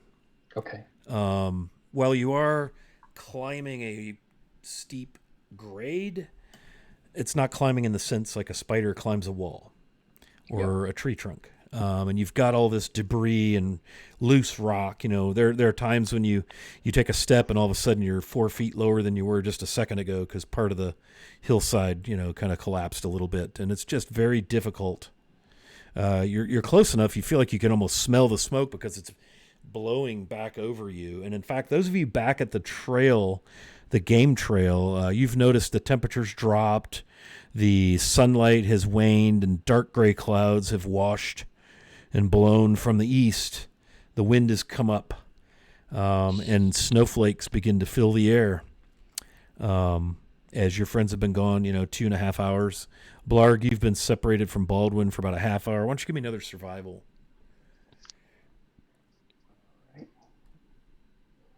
Oh, we'll just do this one straight. I'm sure it'll be fine.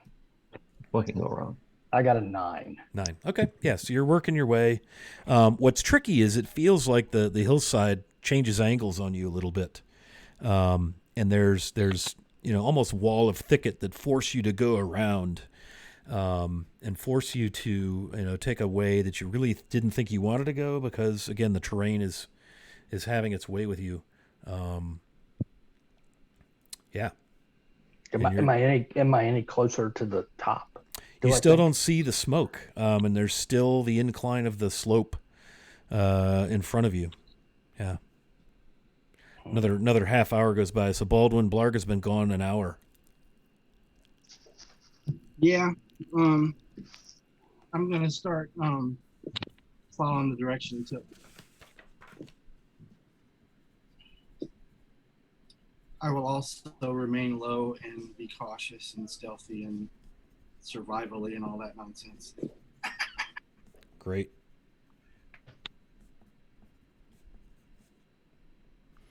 Okay, so you begin to make your way. Same thing I described for Blarg. It's tricky. It's a pain in the ass. A lot of branches, thorns, things pulling at you, loose gravel here and there. And you've both noticed it is starting to snow. You're in the dense woods, so it's not like it would be if you were out in the open or even along a trail. And you definitely feel there's a chill, and you can hear the wind. That cool sound it makes when it whips through the pines.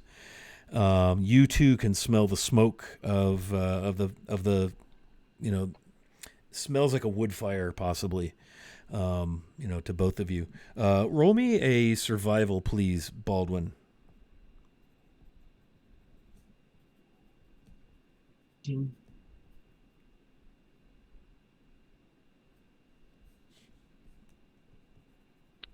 What did you roll? You broke up. I'm sorry.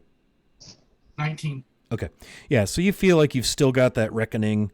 It feels like the smoke is still kind of blowing down the slope in your face.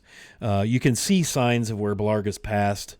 Maybe a footprint in some of the snow that remains or broken branches, things like that.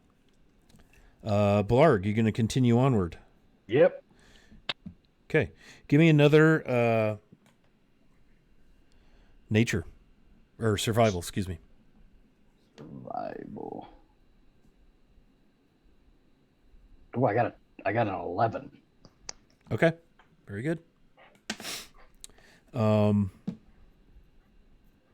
right. Baldwin, give me another nature roll as you've now spent about an hour. So you guys are 2 hours since Blarg left Baldwin. Baldwin, you're an hour since you left your hiding spot. They are 3.5 hours out from the party. Do you want nature or survival? Damn it. Survival. Sorry, I keep saying nature and I mean survival.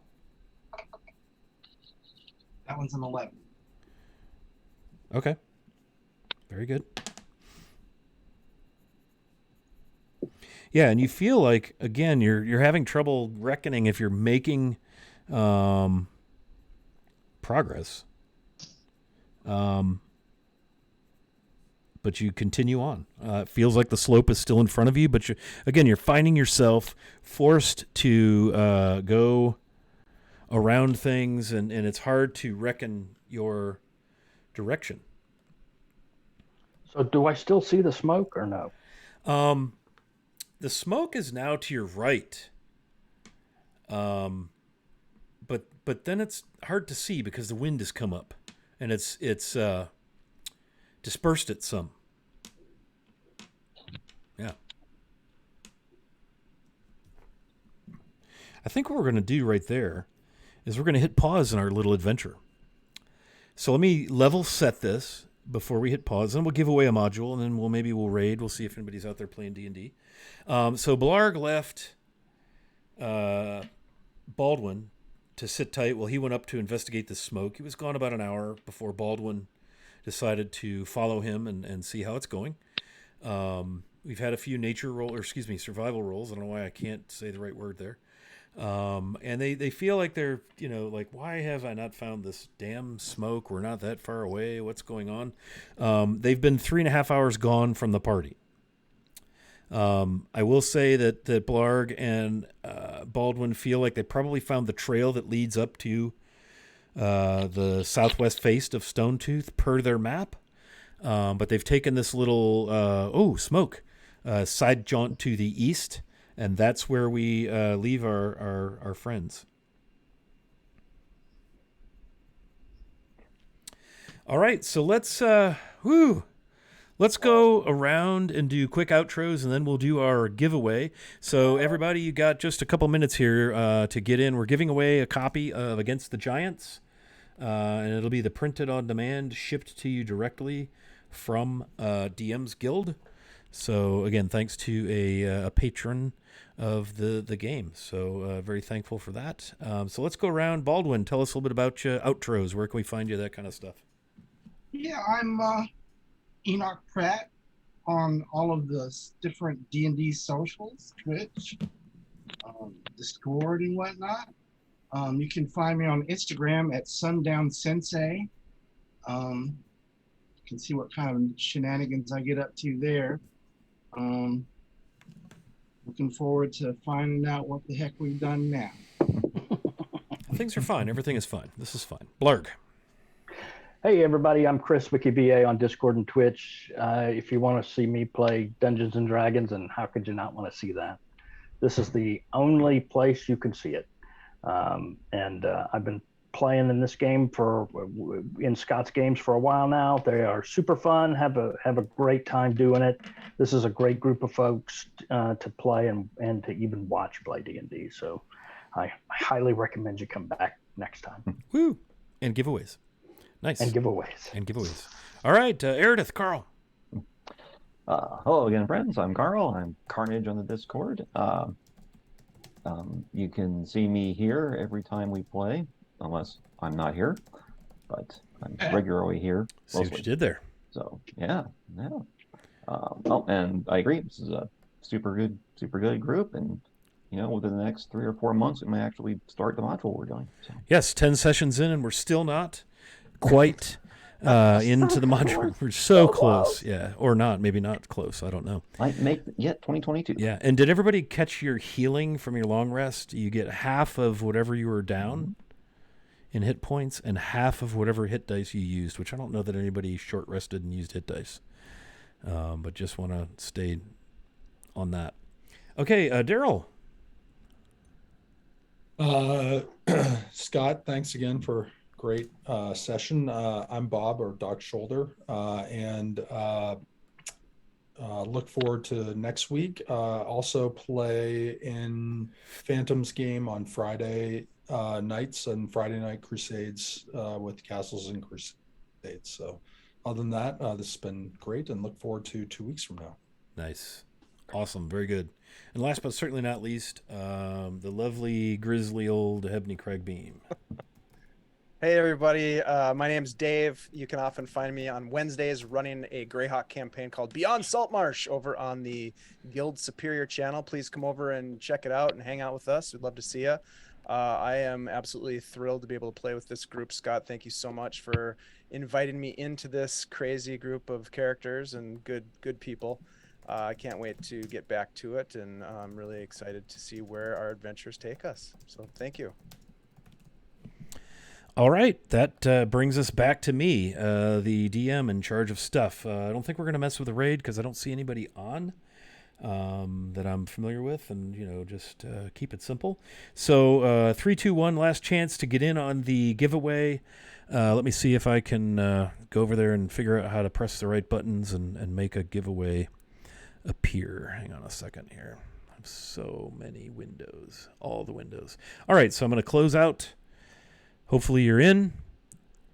Hopefully that closed the giveaway. It did, and now I'm going to press play. Oh, yeah, one thing I did want to say. Greycast, a podcast for Greyhawk. I am the host. Mateus is the co-host. We explore all topics Greyhawk, whether it's lore, region, module, creators. In fact, Dave and I are going to get together later tonight. We're going to record an episode. And we're going to be talking about that Saltmarsh game. And Dave, I have taken the time to carefully compose some questions. I will be sending those to you immediately. Yeah, right. So that you can take a moment or two to prepare for our in-depth discussion of all things Beyond Saltmarsh, Guild Superior style. So, yeah, make sure you're prepared for Can't that. wait. Can't wait. Awesome. All right. Oh, it does look like Gary Con is playing. Maybe we'll just raid into them. That'll be exciting. So let's pick us a winner of a giveaway. What you need to do if you're on, contact me by hook or by crook, whether you whisper me here or hit me on my socials, Twitter, or you can join our Discord. If I could type, I cannot type and speak at the same time. But get a hold of me. I'll need your mailing information so that we can get this to you. But I'm going to go ahead and click the pick winner button. And here it comes, and things are going to happen, and stuff is going to happen. And, oh, yeah, it looks like congratulations are in order to my friend Rob, Phantom NJ. Yeah. Congrats, my dude. You have won the POD version of Against the Giants. So reach out to me. I know how to get a hold of you, man. You can catch me in Discord, whatever the case may be, and we will get you that chop and all of that. So with that, let me hit the magic raid button. I got to do it manually because Gary Con Live isn't a place I have pop up automatically, but it shouldn't take long. There they are. Boom. All right, so we're going to start raid. Make sure you yell at them when we get there. And congrats again to Rob. Thanks for all the subbers and all you all for hanging out with us. We sure do appreciate having you here, and we will see you all soon. Possibly next week. We'll let you know. See you next time. Bye, guys. All right. We're away. Good stuff. Very good stuff. So how on Zoom sometimes your background reminds me right now it's like Raven in the Mountain. When you were describing a couple times the smoke on the left of you, this was happening, and it looked like smoke. How's he doing that?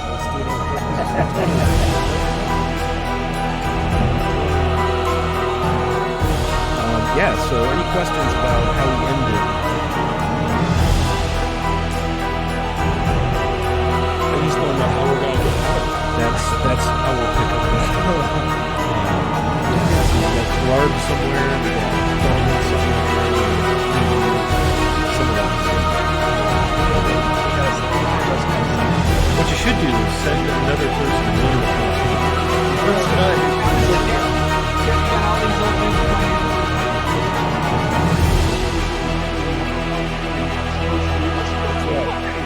Oh, it's good. It's all fine. It's fine. Everything's I'm fine. just glad that the rest of them aren't concerned that we've been gone so long. They're just sitting in their tree. Right. I'm wondering, has Henry come down to go to bed? Yeah. Is he just up in the tree? Hey, man, it's tinkling ice, man.